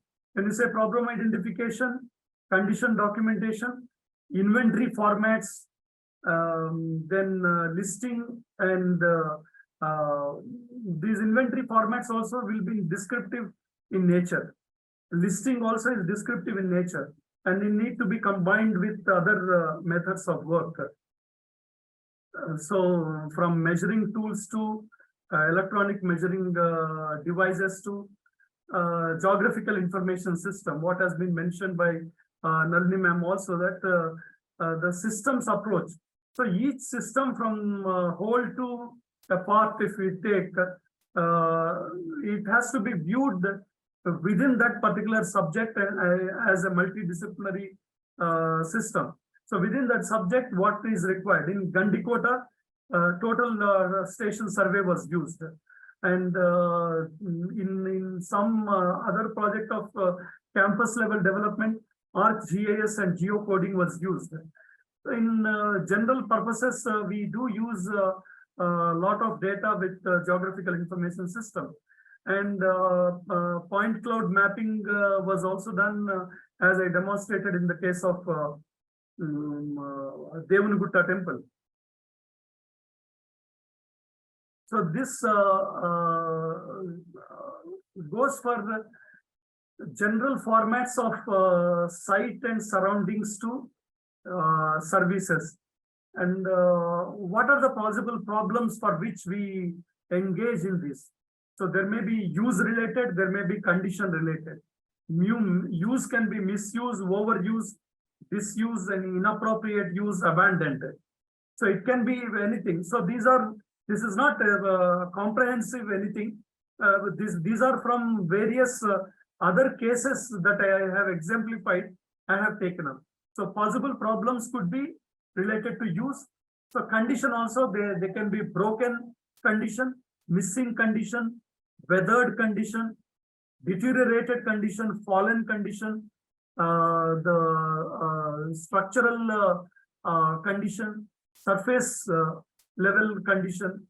So these are the possible reasons of these conditions, and misuse is also one of the condition, and so these are required to be carefully documented. And the documentation pertaining to use can be photographic, also measurement. So they vary from project to project. Inventory formats are other things which are required to be used for documentation. So documentation may be measure drawing, like the case of Charminar Pathargatti area, which was documented for understanding the damage, decay, deterioration for the linear documentation that is used. So if we look at broadly, I'm coming to the end of my presentation. It has already, it is not that we are looking at rediscovery. When we are looking at rediscovery, on the right side, I have talked about what is formally understood as evolution from Royal Asiatic Society to present day, how things are operated. But we need to understand that there are these methods already in existence that is realized through rediscovery, that through oral traditions, through practicing traditions, through traditional texts, and through literature, there are already practices in existence, but they need to be formalized and understood and organized and put in place appropriately with the evolved education that we are advocating and in the present status. And through archaeology and cultural history, there is already a method of practice. And what is advocated at the cultural level and natural level of conservation. So there are objects conservation, artifacts, paintings, buildings, area level, human settlements, water bodies, forests, villages and towns, and also the regional aspects of when you say Majuli cultural landscapes, it's completely a regional phenomenon. It's not just specific to one location. So that is the reason if you see the buffer zone of Majuli cultural landscape, it shows a very larger region. So a regional phenomena is required to be, as rightly pointed out by Nalini ma'am and also Rana Singh, that there are cultural regions within India. So from which one has to really look at, and there is a need of these standards. Because lack of this also is putting sometimes in dilemma. So the foundation of conservation education, growth of conservation education, if we need to look at, it has to be viewed from, first of all, within India. And someone has asked about historic urban landscape, and also someone has put a question on military conflict areas, how why that cannot be incorporated into our syllabus. And another question also I could see in the messages of about why sustainable development goals are not becoming part. They are all part of it. When you are talking about international and globalization, they are all part of it. It need not be included directly as something as a discourse or syllabus. One has to realize through rediscovery. That is what is being deliberated. I don't see that is required to be inculcated into syllabus as such. We need to see what is happening internationally and why the international platforms are advocating some and why local platforms are advocating some. So that is required to be realized and rediscovered at the local level. So I don't go into the details of this. This is part of my fellowship where I used this model of architecture and knowledge systems by Professor Nalini Thakur and also traditional knowledge systems by Professor Arun Menon, in which I had put this combined diagram of vernacular architecture, where it is local ground material technique, and traditional architecture, familiar culture, tradition linkage, and historical architecture. Which is a combination, history and tradition, for which how standards, codes, and practices of conservation of built heritage in India can happen. So I thought from cultural landscape to regional cultures to built level, local level built heritage can be the approach one can look at if at all some standards have to evolve. So with this, I am concluding my presentation, and thank you very much, and we will deliberate on discussions during the course. Thank you so much. Thank you. And for such examples of the importance of documentation in heritage education and how it enables in understanding your sites in totality. So thank you so much for that. We'll come back to you with during the roundtable discussion with various questions. Yeah. Now we move on to the next speaker for the day, who is Dr. Vaishali Prasad Latkar. She is an academician and a practicing conservation architect based in Pune. Presently, she teaches at Dr. Bhanudev Nanavati College of Architecture for Women in Pune. She also heads the Center for Cultural Studies at BNCA. Earlier, she headed the Department of Masters in Architecture Conservation at Singh College of Architecture. She has completed doctorate in architecture with focus on built heritage of pilgrimage towns from Savitribai Phule Pune University.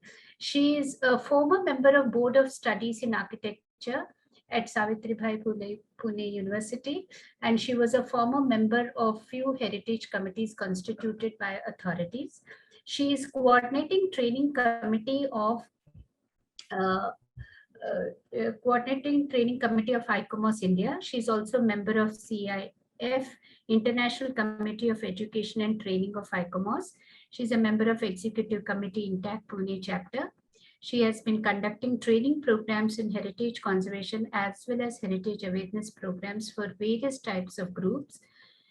She has written widely and presented in many national and international conferences.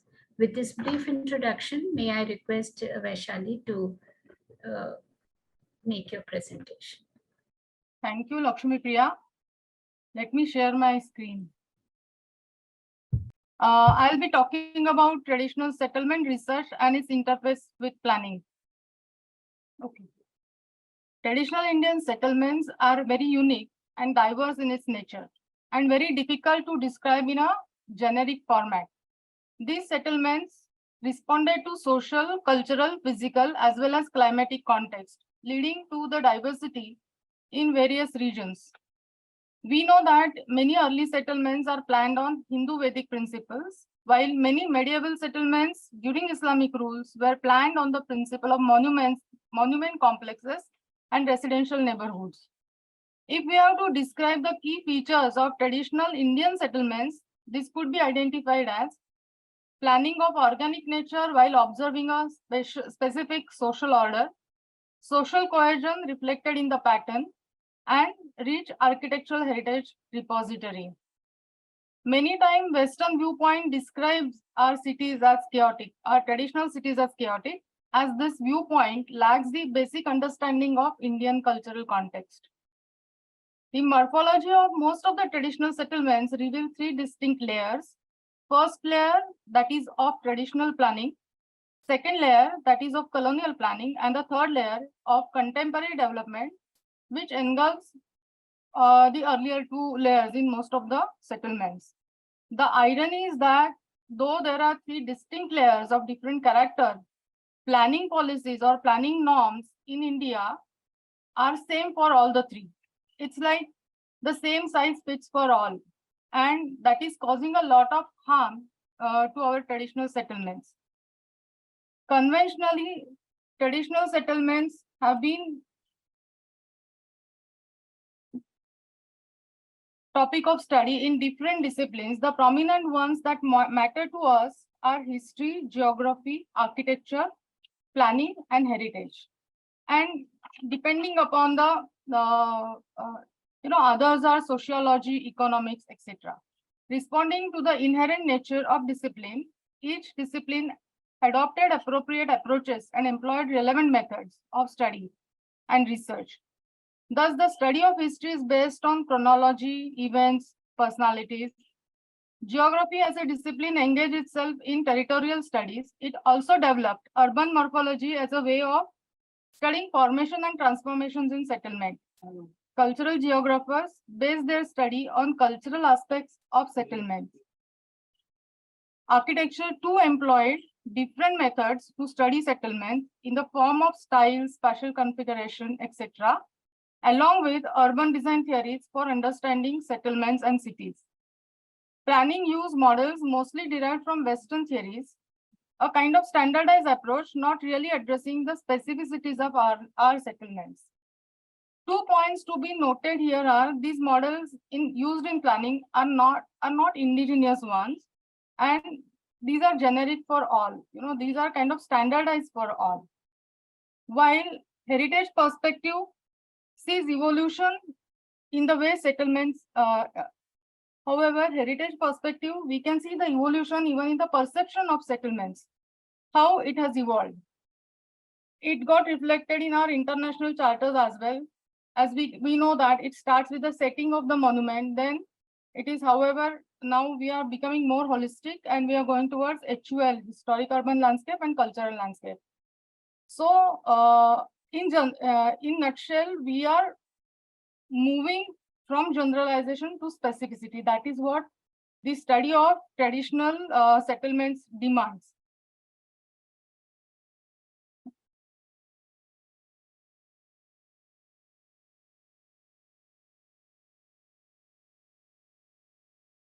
Okay, heritage studies, however, use possibly all the methods that have been employed by the earlier disciplines mentioned in this presentation. And thus it allows us to explore the traditional inclusive spaces, traditional urban design. It allows us to explore and understand the way urban design or urban spaces were designed in traditional settlements. It also allows us to understand the climate response addressed in planning of settlements, social inclusion, cultural resources. So it leads to a more holistic understanding of a settlement today in heritage studies. So, however, when one thinks of the state of traditional settlements today, it is something of a chaos, and this chaos or what we come across is destruction, obliteration, majorly due to the kind of current planning policies that are employed in India today. The heritage studies strives to establish the uniqueness of the settlements, while the planning policies treat the traditional settlements at par with the new development. That is the irony of the planning policies today. This probably leads to the disfiguring and perhaps the losing of physical fabric of historic settlements in India today. These interventions are completely devoid of social and human aspects as well. So few points that we need to consider while dealing with traditional settlements are rediscovery of traditional wisdom, respect for physiography, safeguarding of natural resources, and respect for cultural resources. These points towards developing this whole thing points towards the development of indigenous planning models. What is happening due to current planning policies are, where the physiography is disrespected or the natural resources are disrespected. There is a huge waste of natural resources. Like this particular example is of a water reservoir that was planned in 18th century near in a historic settlement of Jezuri. And it covers almost 37 acres. But what we see today in the picture, it is completely dried up. Probably because a lot of development has been taken place in the catchment area, or the channels from where the water used to be gathered in this particular water bodies. And this situation is more or less same everywhere. We came across a similar situation in Khultabad, or even other cities, even in Rajasthan for that matter, where we know that Rajasthan is known for the best of the water management, historic water management strategies in our country. So what we need, the few points that we need to consider while dealing with traditional settlements are rediscovery of traditional wisdom, respect for physiography, safeguarding our natural resources, and respect for cultural resources. This whole thing points towards the development of indigenous planning models. Those will be heritage and cultural sensitive. If we have to do this, when we relate this research and planning interface, we realize that there is a huge vacuum in the research areas related to the understanding of settlement today, traditional settlements today. And this needs to be addressed in academia. But we do have precedent and we do have success stories which can lead the way forward. Like, for example, urban conservation project, though they are dealing with small areas in urban situation, they are at par with historic district, So the way methods and approaches used in the success stories of these conservation projects can lead the way forward. So if we have to think about how this research has to be taken up or taken ahead, we need to focus on extensive research on indigenous settlements. We need to do mapping of cultural resources. And what we need to do the most is the rewriting of planning discourses in India. So this is in tune with what Nalini madam just explained, that we need to reconfigure and reconceptualize. So it is about rewriting the whole planning discourses in India to give justice to the traditional settlements that will probably lead us to the sustainable future of traditional settlements in India. Thank you. Thank you so much, Vaishali. You have opened up a lot of questions on how to manage these traditional settlements, which I hope we will be able to address in the discussion that follows. Thank you. We now go on to the next speaker, that is Dr. Jigna Desai. She's an architect with an expertise in working with existing and historic built environments. She has for over a decade worked towards consolidating conservation education as a faculty of the Master's Program in Conservation and Regeneration that was introduced by her in 2018. She is widely recognized and was presented as a commended case of global innovation in World Heritage Education in the 44th session of the World Heritage Committee in 2021.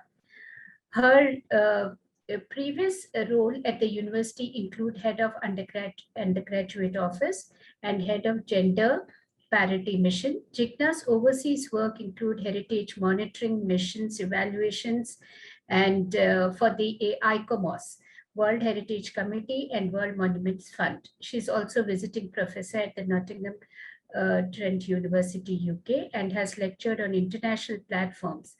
Jigna is founder, head, and principal researcher at the Center for Heritage Conservation, one of the expert heritage bodies that advises ASI.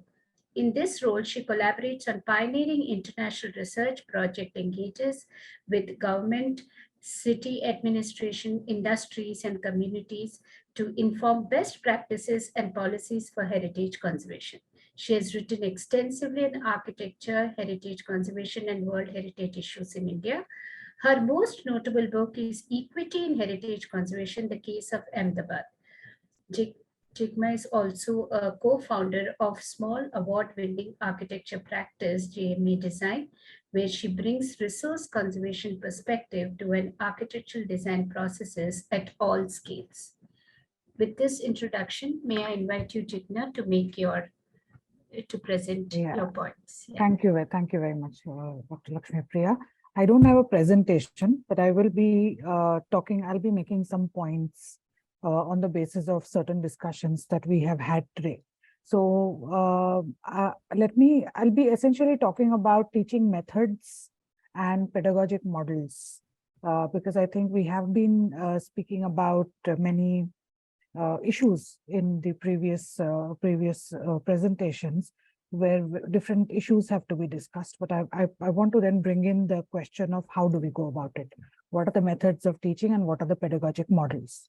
So first of all, I think most of our conservation people who spoke about conservation education here, the conservation program is situated in an architecture college.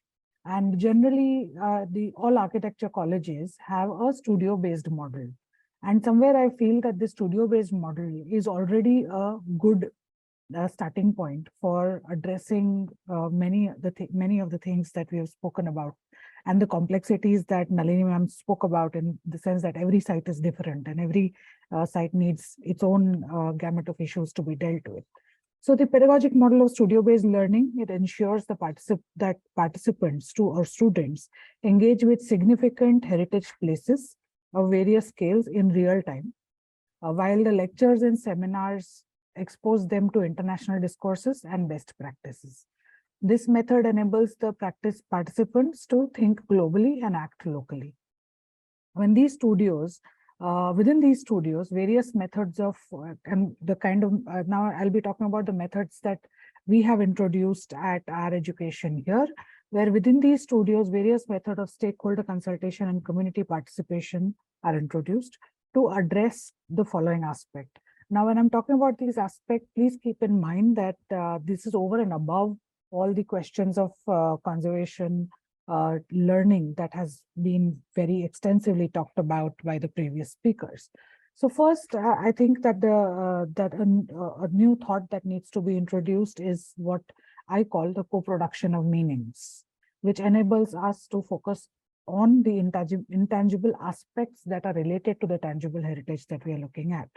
The tools that we use is preparing a collective timeline as a tool that is introduced to ensure that heritage values of a place are representative of the complex and plural histories and memories of the place.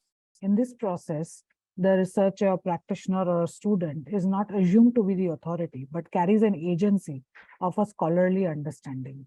They engage with situated intangible knowledge of the place to arrive at an active understanding of heritage.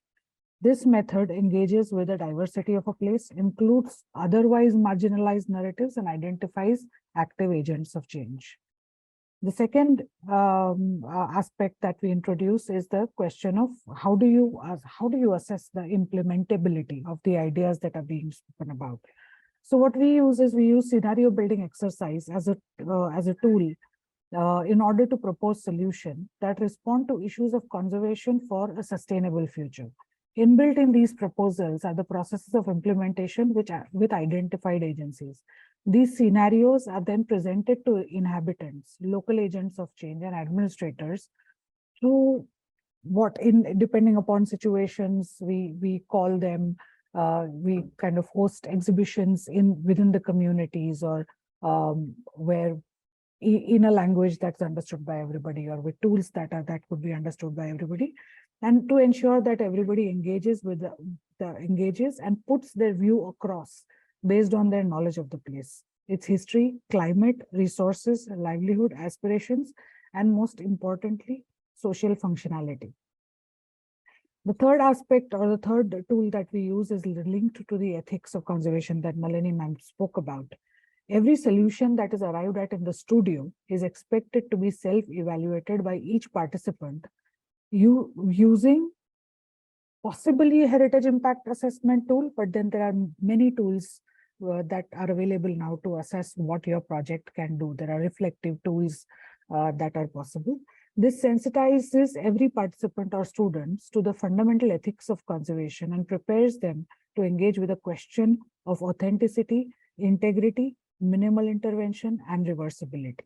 While most sites are located, because we are situated in Ahmedabad, most sites are located in the World Heritage Site of Ahmedabad, the courses in the program stress that the ultimate objective of heritage conservation lies beyond the World Heritage tag. And this is something that we stress through the question of ethics.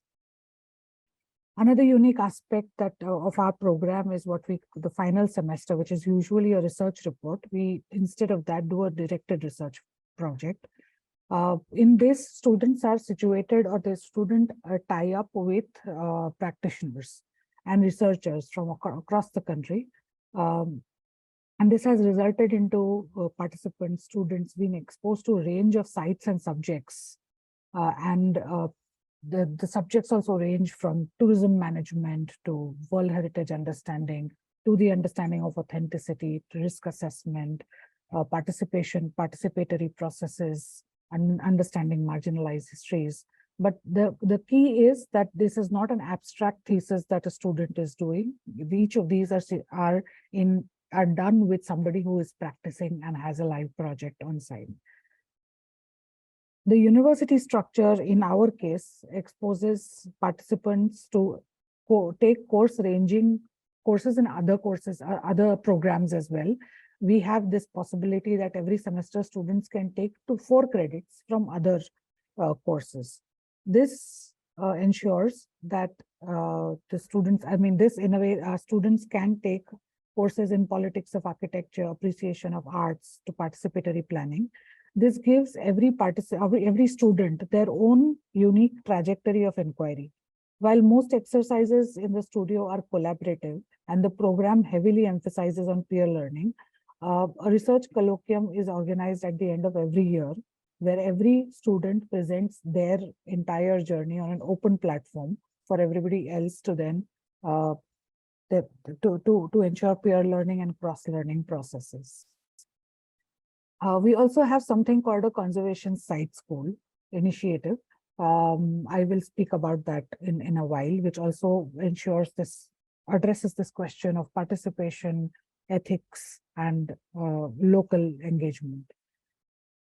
Masters in Conservation and Regeneration at SET, with support from the university and in connection with the research that happens at the center, also draws from new technologies. And I'll just kind of talk about a few things that we do. So in collaboration with the Nottingham Trent University and ICROM, we have the students are exposed to sustainable reconstruction method for seismic prone areas. They're exposed to technologies such as digital scanning, creating digital twins, using GIS methods, using GPR methods as well. So all these technological exposures are also there. The university also has a conservation material laboratory. And in our regular material laboratory, we have a section for research on historic building materials with a dedicated person working on developing technological capacities on material characterization.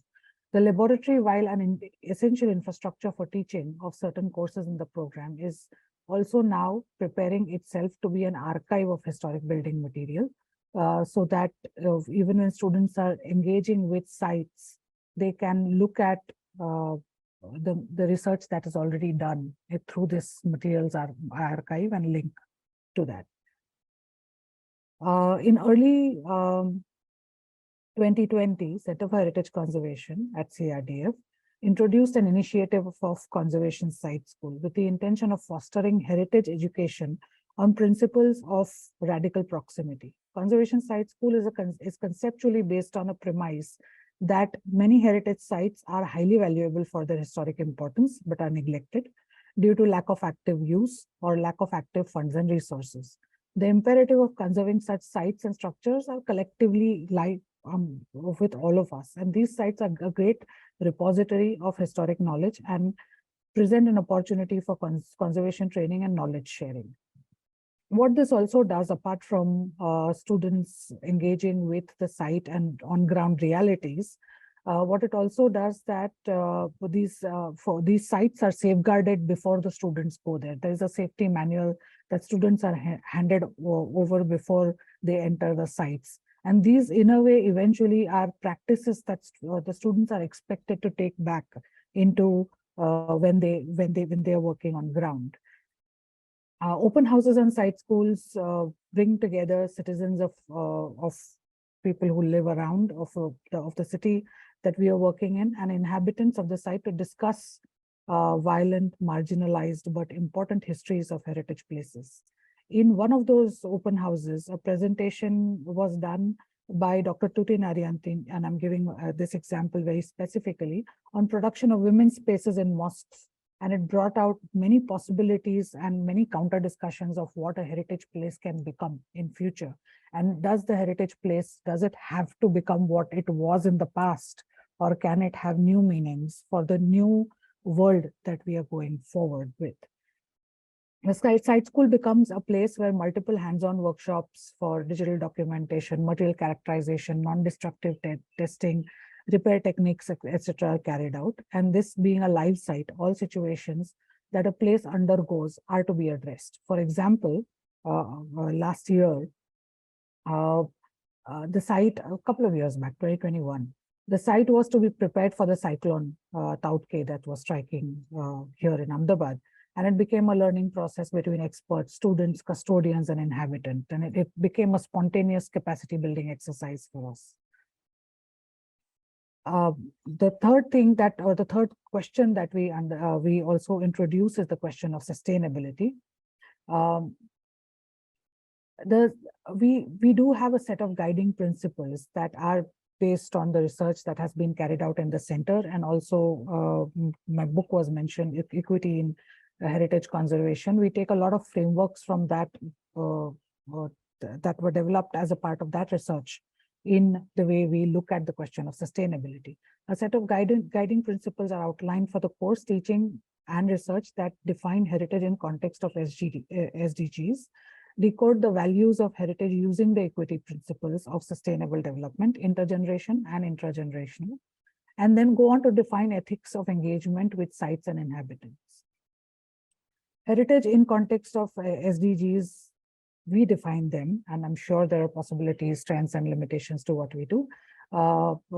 In context of SDGs, we have defined heritage to have threefold role.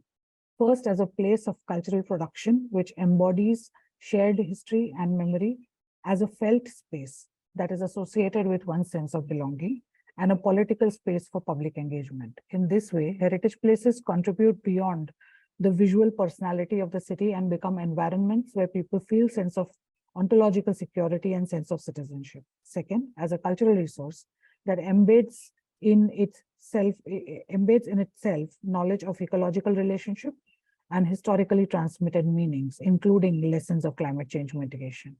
As an economic resource that contains livelihood networks as a social domain with economic accessibility to histories and cultural practices. Students during their engagement with sites are exposed to methods of analyzing complex historic places with this perspective. Participants' engagement with sites, their inhabitants, their stakeholders is informed by clearly defined ethics of engagement, acceptance of plural history, attention to livelihoods, and a participatory decision-making process. Collectively, these methods challenge the essentialized modernist narrative of historic past that is interpreted for a particular, often utopian and necessary modern future.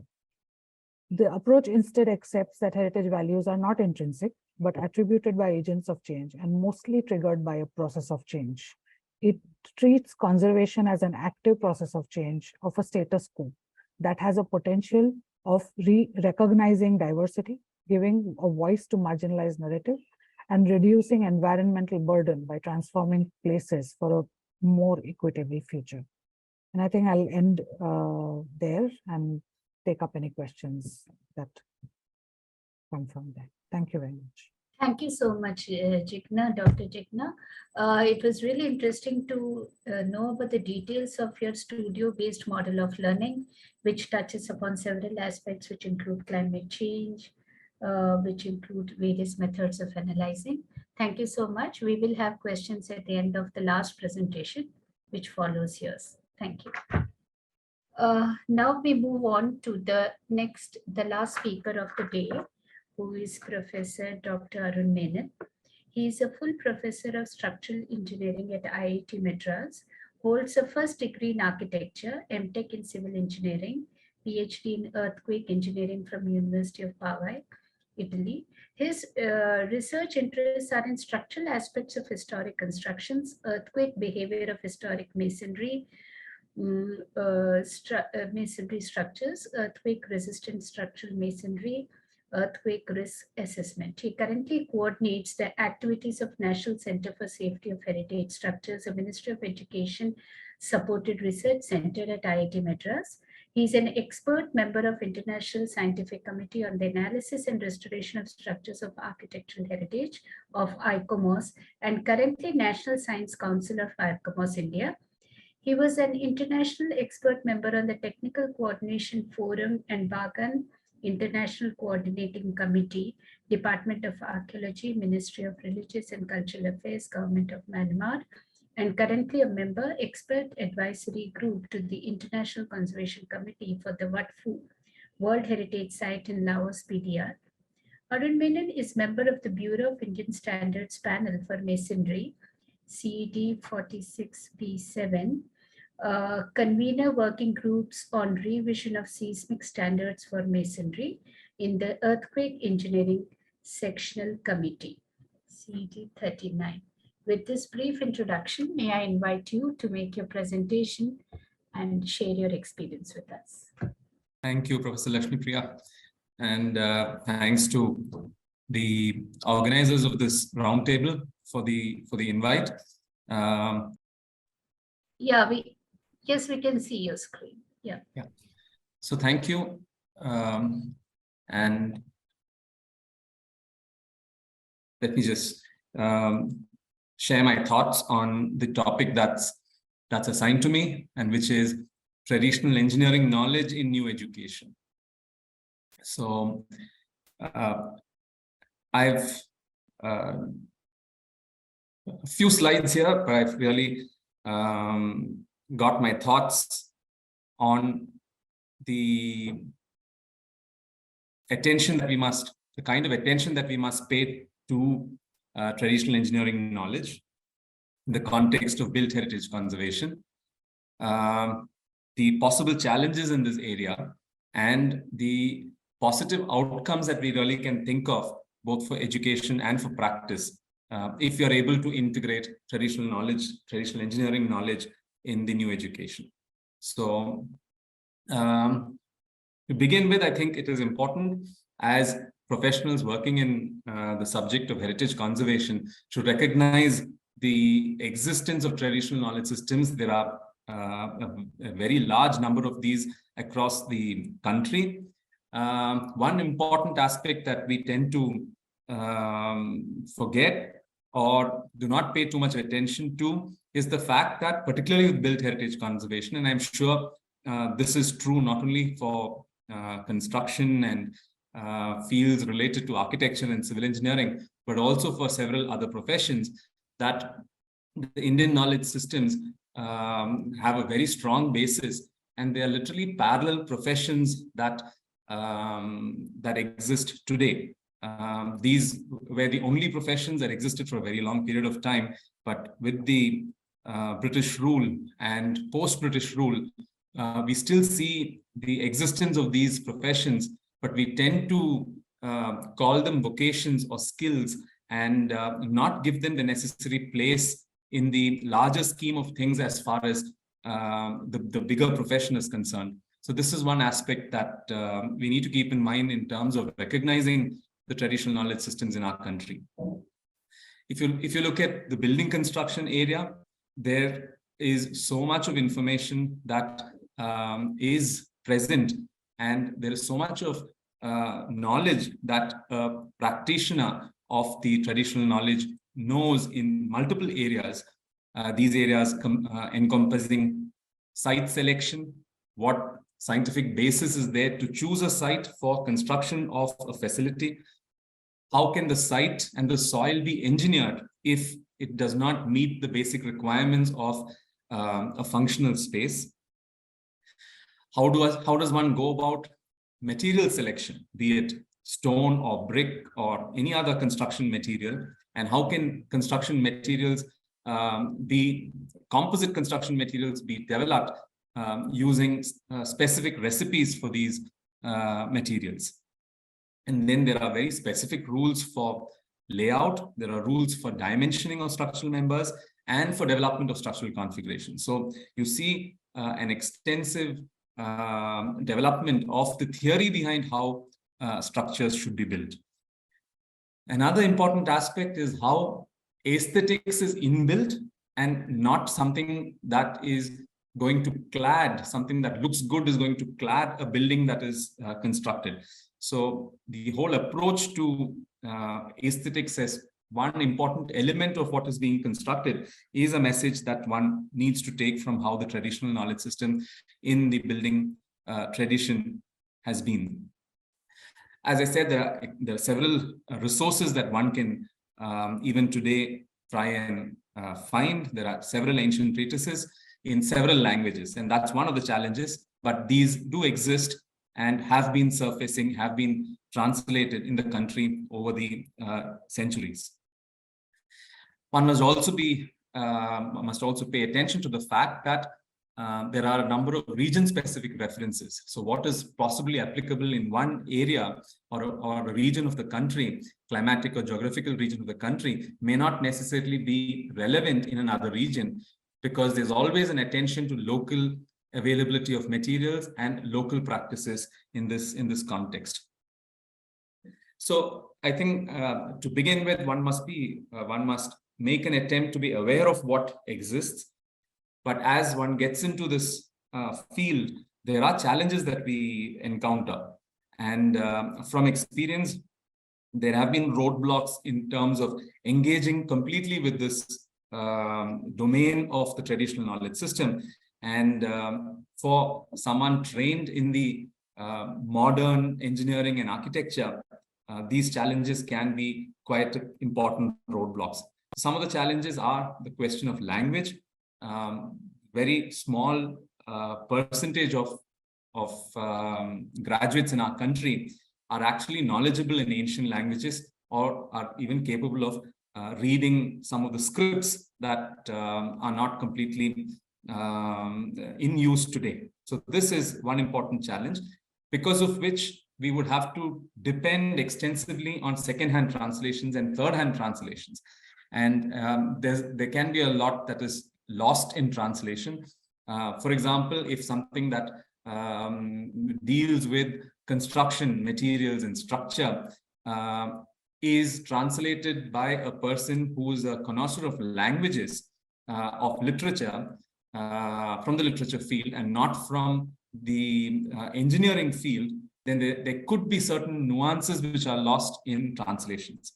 So the lack of training in some of the ancient knowledges would mean you'll have to depend on translations by people who do not necessarily work in that field. So this is a potential challenge. Then there's a question of ancient measurement systems versus metric systems. And this is an important difficulty, because it is first important to understand the ancient measurement systems, which could be very region specific, and then be able to convert that correctly into the metric system in which most of us are trained. Some of us might have training in the foot-pound systems, and traditional practitioners are more comfortable with the foot-pound system, and the ancient measurement systems getting converted to the foot-pound system versus getting converted to the metric system is itself a difficult task. That is, our ease of working with the metric system versus working with the foot-pound system. So this is another area of challenge. For example, we need to get down to a specific region, what was adopted in that specific region. For example, in South India and Tamil Nadu, the whole basis of the Ayadi Ganitam, or the calculations that were done to dimension different parts of a structure and the layout of a structure, typically an octal pattern would be followed, and this had a basis. There was a specific unit of measurement which could vary from place to place. I'm sorry. This, as I said, varied from place to place, and therefore the elementary measurement is something we should be able to arrive at with some research. For example, in the regions of Tanjore, Kumbakonam, and the central part of Tamil Nadu, the angulam that was used would actually match 1 3/8 of an inch, which was not exactly what it could be in other regions of the country. And this was primarily because of the size of the grain that was available in the rice bowl of Tamil Nadu. So these are some of the nuances that, unless we go into each of these in a conscious manner, we wouldn't be able to appreciate the differences and be able to gain from these knowledge systems.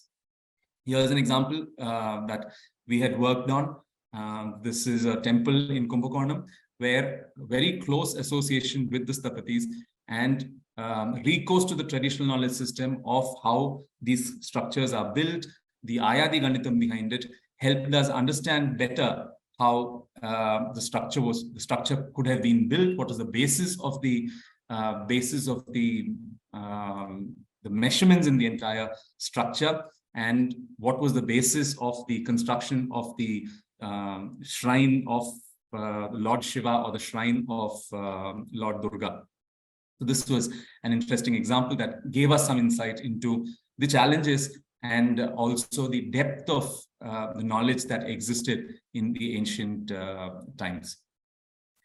Then, of course, you also need to, as I said, do focused research in these areas to be able to appreciate materials that were used in the past, the basis for the materials that were used in the past, the rationale for the use of those materials.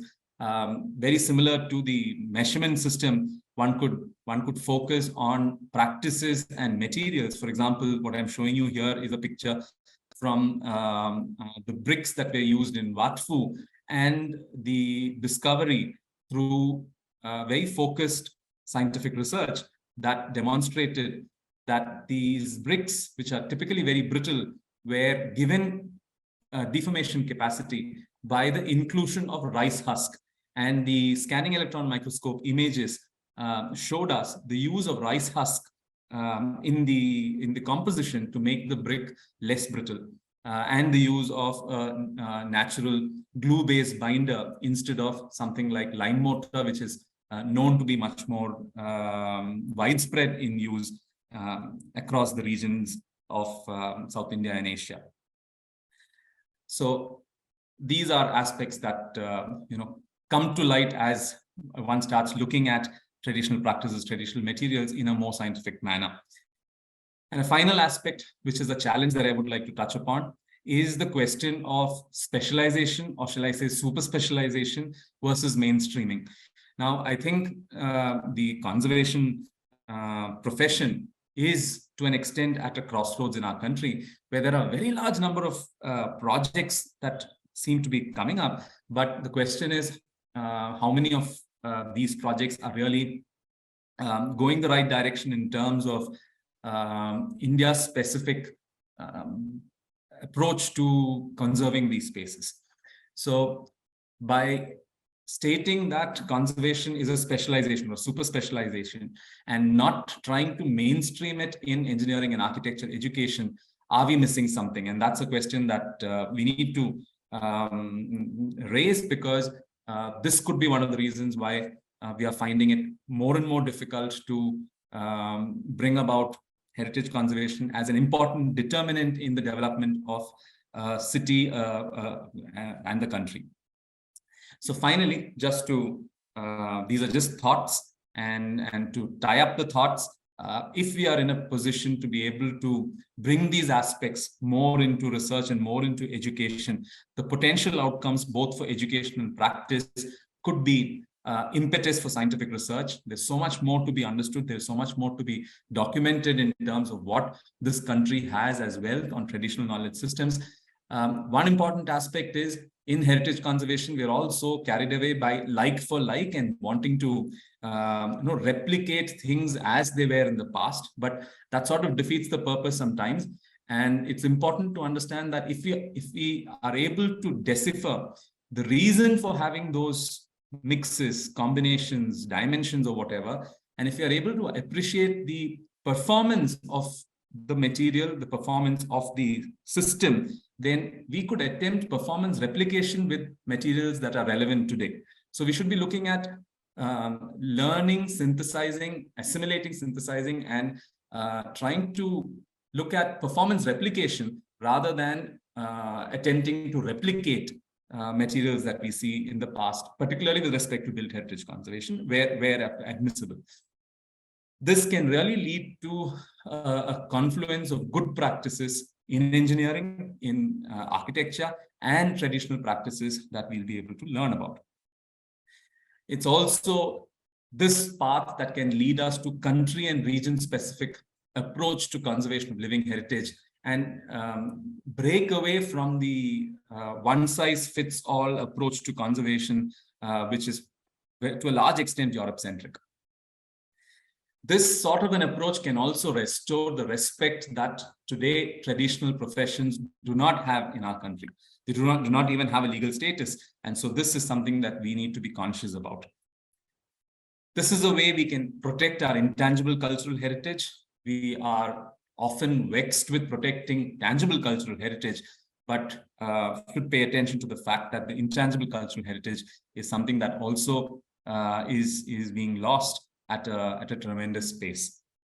And finally, this is really an opportunity for us to look at what culture has a role within the sustainable development goals that the world is trying to aim for, particularly on two counts. One is attention to sustainable practices, so that we understand these sustainable practices as professed, as conducted in the past, and find the relevance of such practices or the right practices today in the same spirit in today's context and as we go ahead in the future. And finally, when we look at using existing infrastructure with cultural heritage or even without cultural heritage, how do we think about adaptive reuse following due process of building audit? It becomes extremely important to have a good understanding of traditional systems, traditional practices, traditional materials to be able to do justice to an engineering project in the first place. So I'll stop there. And the last thought as I wind up is, as we look at how we go forward in the education and practice related to heritage conservation, I think we should be looking at fostering professionals. And here I'm saying engineers and architects with no prefixes as conservation architects or specialists or super specialists, but professionals who are sensitive to cultural heritage, who have tried to comprehend the value of cultural heritage, and are competent in a holistic conservation of built heritage and rehabilitation of existing infrastructure. So I think this would really be the best outcome that we can get for both education and for practice, if you are able to weave in traditional knowledge systems into our education and practice. I'll stop here. Thank you for the opportunity and look forward to the discussion session. Thank you. Thank you so much for highlighting the importance of scientific research and how to bring all the people together for a holistic conservation approach, so that we are putting in correct practices on site. With this, we conclude all the presentations for today, and now the floor is open for questions. As I look at the chat box, there is a question by Moinak. He is, yeah. Okay, there are a series of comments and questions from him. One question is, why are we not teaching the SDGs along with conservation principles formally at the school? To put in a human need perspective along with safeguarding practices, has the syllabus been updated, transformed to fit in international perspective for human peace and security? I open this question to all the panelists. Maybe Vishakha, you would like to answer this? Yeah, thank you, Moinak, for your question. It is not that we do not address the sustainability development goals in our curriculum. There is always a new paradigm subject which is there, where latest trends have to be incorporated into our studies. Sustainable development goals also get explored to the theses that are being done in the department. They are many a times a part of the discussions, and we also have a series of expert lectures that happen within the curriculum, where we do address not only sustainable goals, but how to look at sustainability, how to look at impacts of climate change. Do they really impact heritage or not? So it is not that everything, even as Professor Surya has said, it is not that everything has to be written down in the syllabus black and white. There are many areas of research that we keep on incorporating as we go along. So it is really not that our education is not internationally equipped. We do have programs of international exchange with students and universities. They happen at the institutional levels. And many of the departments within India also collaborate to do a lot of work together. So we have successfully done collaborative projects with Professor Vaishali Latkar with her participation in the Singhagad University. We are also looking at some collaborative studios to go with SPA Vijayawada. So wherever there is an opportunity, I think the same experience is there with SPA Delhi. So wherever there is an opportunity, feasibility, we do go ahead to do these collaborative projects. Thank you.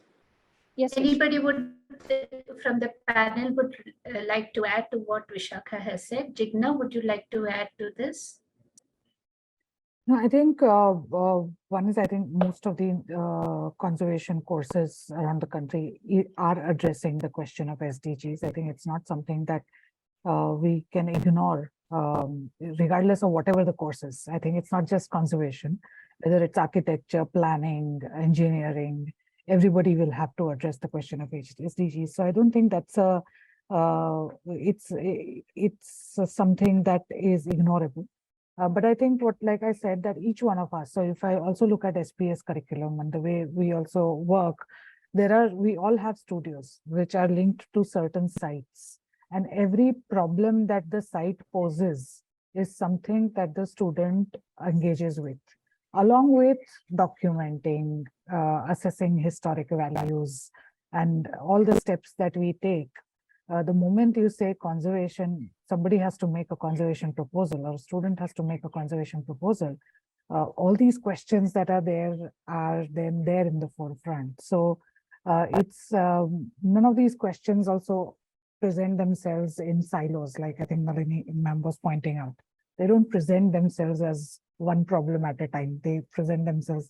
A sustainability problem is many times a conservation problem, or a sustainability problem many times has a conservation answer.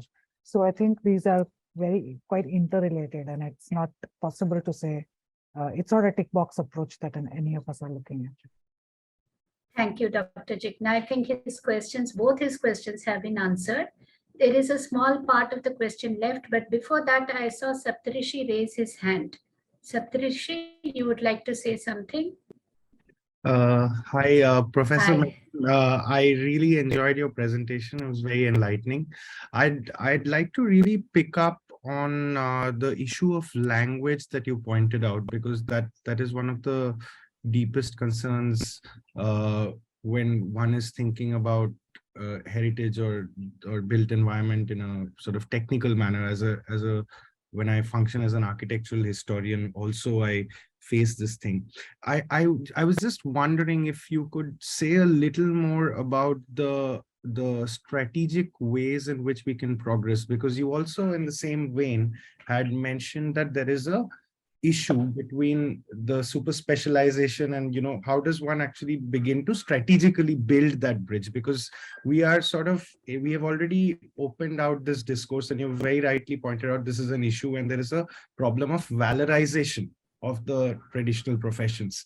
So in order to recognize them, because having previously worked in the ASA, and many colleagues who are here also will recognize this, that there is a certain kind of accepted terminology within state and even non-state agencies that recognize, you know, when it comes down to the question of writing proposals and actually getting funds for this and implementing the work.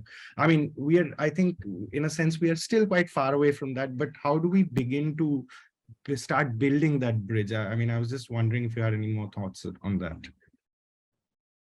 Thank you for the question. Professor Lakshmi Priya, if I may quickly respond to that? Yes, please. Yes.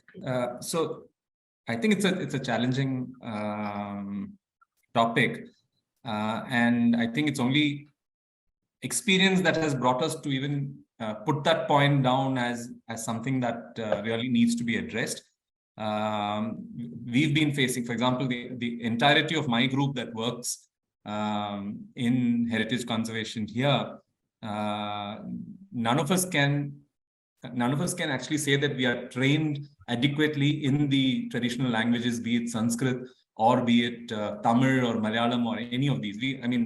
While we do have working knowledge, you know, to speak these languages, I don't think we have the academic training to dive deep into the texts or any inscriptions and so on. So I think the way to address this is that conservation programs should be able to touch upon the importance of this aspect adequately through projects. And then that could motivate people who are involved in this subject to actually take that knowledge gap forward and get themselves trained in the right direction. Now, if you were to mandate that everybody has to study a certain language, 2 languages, this is really not, this will backfire, because it really doesn't go down well with education, the way of education, that is, you don't know why you're learning something. Unless you know why you're learning something, you don't really appreciate it and take it forward in a manner that you integrate it with the work that you're doing. So at the graduate level, it might be essential that we make it clear why there is a knowledge gap and why it is essential to look at additional training that can take you forward in this direction. So I would think that might work. And the other issue is, I was talking about the second-hand translations, and once you start looking at these second-hand translations with a little bit of an effort, one would then be able to understand, yes, there could be more meanings of this word and more relevant meanings of a certain word or a phrase. So I think some concerted effort in that direction, individual-driven efforts, but as long as the problem is stated clearly and appreciated, we should be able to make inroads in that direction. Thank you so much. Thank you very much. I think what I take away from your response is that there is a practice precedes theory approach that we should take. That if there is a body of work generated in conservation schools or in architecture schools, then we know exactly what we are looking at. What the gaps are. Yes. Yeah. Thank you. Thank you so much. Thank you so much. May I add to this? Yes, Vaishali, please. Yeah, probably NEP will give us more opportunities to cross over our boundaries and enter, but it will be for the coming generations that will happen. But yes, there is this possibility, and now since this is identified as a gap, this will be addressed in the coming years. Yeah, thank you. Thanks, Vaishali. Thank you, Vaishali. I see another hand raised, which is Sharad Chandra. Nalini ma'am wanted to say something. Yes, ma'am, you want to say something? Nalini ma'am? Yeah. You're muted. You're muted. You're on mute. You're muted. I think, Saptarishi, you should consider my knowledge systems approach, because it looks at the building with your own eyes and tries to use your brains to understand it. And it tries to put it in a very systematic way so that you actually get infinity information, which you have to process it. And you really need a lot of high tech to do that, So isn't that a better way to do, instead of depending on some translation, that way? Because that's for me is very, what is it called? What everybody do. It will not change anything, and it will not be enough. You have to get, and this is much I have to find out. I have to find a way of doing it. And the whole thing about how field studies of buildings and spaces, how much they can actually contribute.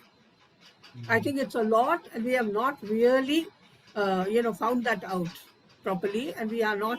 So I think that is something. And then, of course, it's called the knowledge systems, and it has a whole kind of way of looking at and but it can go. And then it gets into the craft thinking and all that, Again, what you can understand, because those people actually were not, we have more, we have studied more than them, but there is something fundamental about them, and we have to go also understand that. Thank you, ma'am. Thank you, ma'am. And it's tough. Yeah, it is. It is tough and needs a lot of work and a lot of interest. Yeah, we can just take one more question, because we really have to conclude by 5 o'clock. Yeah, ma'am. Yes, so far. I think this what Nalini said now also answers KU's question. So yeah. Now we'll take the question from Sharat. Yeah, I just want to add one point, and I have a suggestion because I come from practice from last 15 years since I passed out. In fact, just continuing from what Mr. Arun Menon has said and other query by Saptarishi, we have done one exercise actually since a year, for more than a year. Our team in the office took one of these manuscripts, which is again translated into English, but we went to the original text where we were asked a Sanskrit scholar to read out and understand the meaning. And of course, a Sanskrit scholar only reads it and interprets it his own way, but it's up to us to further infer from it. But what we did is we did an exercise while we documented South Canara houses, the Bunt houses. And we went back, it's like reverse engineering. We went back with the same Ayadi measurements and tried to see whether actually these measurements are there followed in these houses in the thing. Interestingly, there are a lot of similarities. These were built from last 400 years. There were a lot of similarities, and I think one of the one of our team member presented in one of those ICOMOS meetings in Chennai. So like this, in practice, there is a lot of opportunities to do these documentation. And second aspect I want to tell you is there is this, like for example, the Hyderabad British Residency, what we worked on. So we came out with publications at the end of the project, actually. What we call it as a process journal. It's like every method of what we followed in the conservation, we published it. So it's like every project of ours is like a discovery. It's like a book. We really deal with the traditional craftsmanship. We deal with the historic building materials. I think every building is separate. So this is an opportunity to link all these knowledge gaps and so many points which were discussed. So I think I like what Jigna Desai mentioned about in one of the semesters being used with the study. I mean, I think the final semester she mentioned about the practice working, the students working on the practice. I think there has to be a more and more interaction with the practice, because we try to engage a lot of conservation professionals every year. Somehow it is, I think after 15 years, one expects that the people who pass out from these colleges are improving year by year, but I don't see it. I think their interface with the practice will help in speeding up their things, is what I feel it is. Yeah. Thank you so much, Sharat. Thank you so much. With that, we have to end the roundtable now. I'll give the floor to Monalisa. Monalisa, will you please connect and give the vote of thanks? Let's take it to the task. Yes, Vishakha, please. I, Vishakha Kawathekar, do sincerely thank all of you for joining us for the round table. We are very happy indeed that a lot of views from the participants have also come in. A lot of discussion has not happened today, but we shall continue with it in the next event, which is on 28th May. I sincerely thank all the speakers who have contributed their experience to the roundtable. We shall try and do a write-up, and I request the speakers if you can send some write-up so that we can prepare the minutes of today's roundtable discussion. Thank you all for joining us. On behalf of ICOMOS India and all the NSCs, a very special thank you to Professor Nalini Thakur. She has been a guiding lamp all through our discussions, and she's also making our efforts how to bring the practice, how to guide the education for the new era. I really thank her for all her efforts. Professor Rana, thank you because you bring that kind of a perspective to our table where we have to start looking in Indian context very rigorous. So thanking both of you. Thank you all. Let's meet on 28th. And I will 27th. 27th. 27th. Yeah. Saturday. Yeah, Saturday. Same time. Right. Same time, 2 p.m. Thank you all. There is another ICOMOS online webinar happening, organized by Madhu, on intangible heritage. Please make yourself free to join that program also.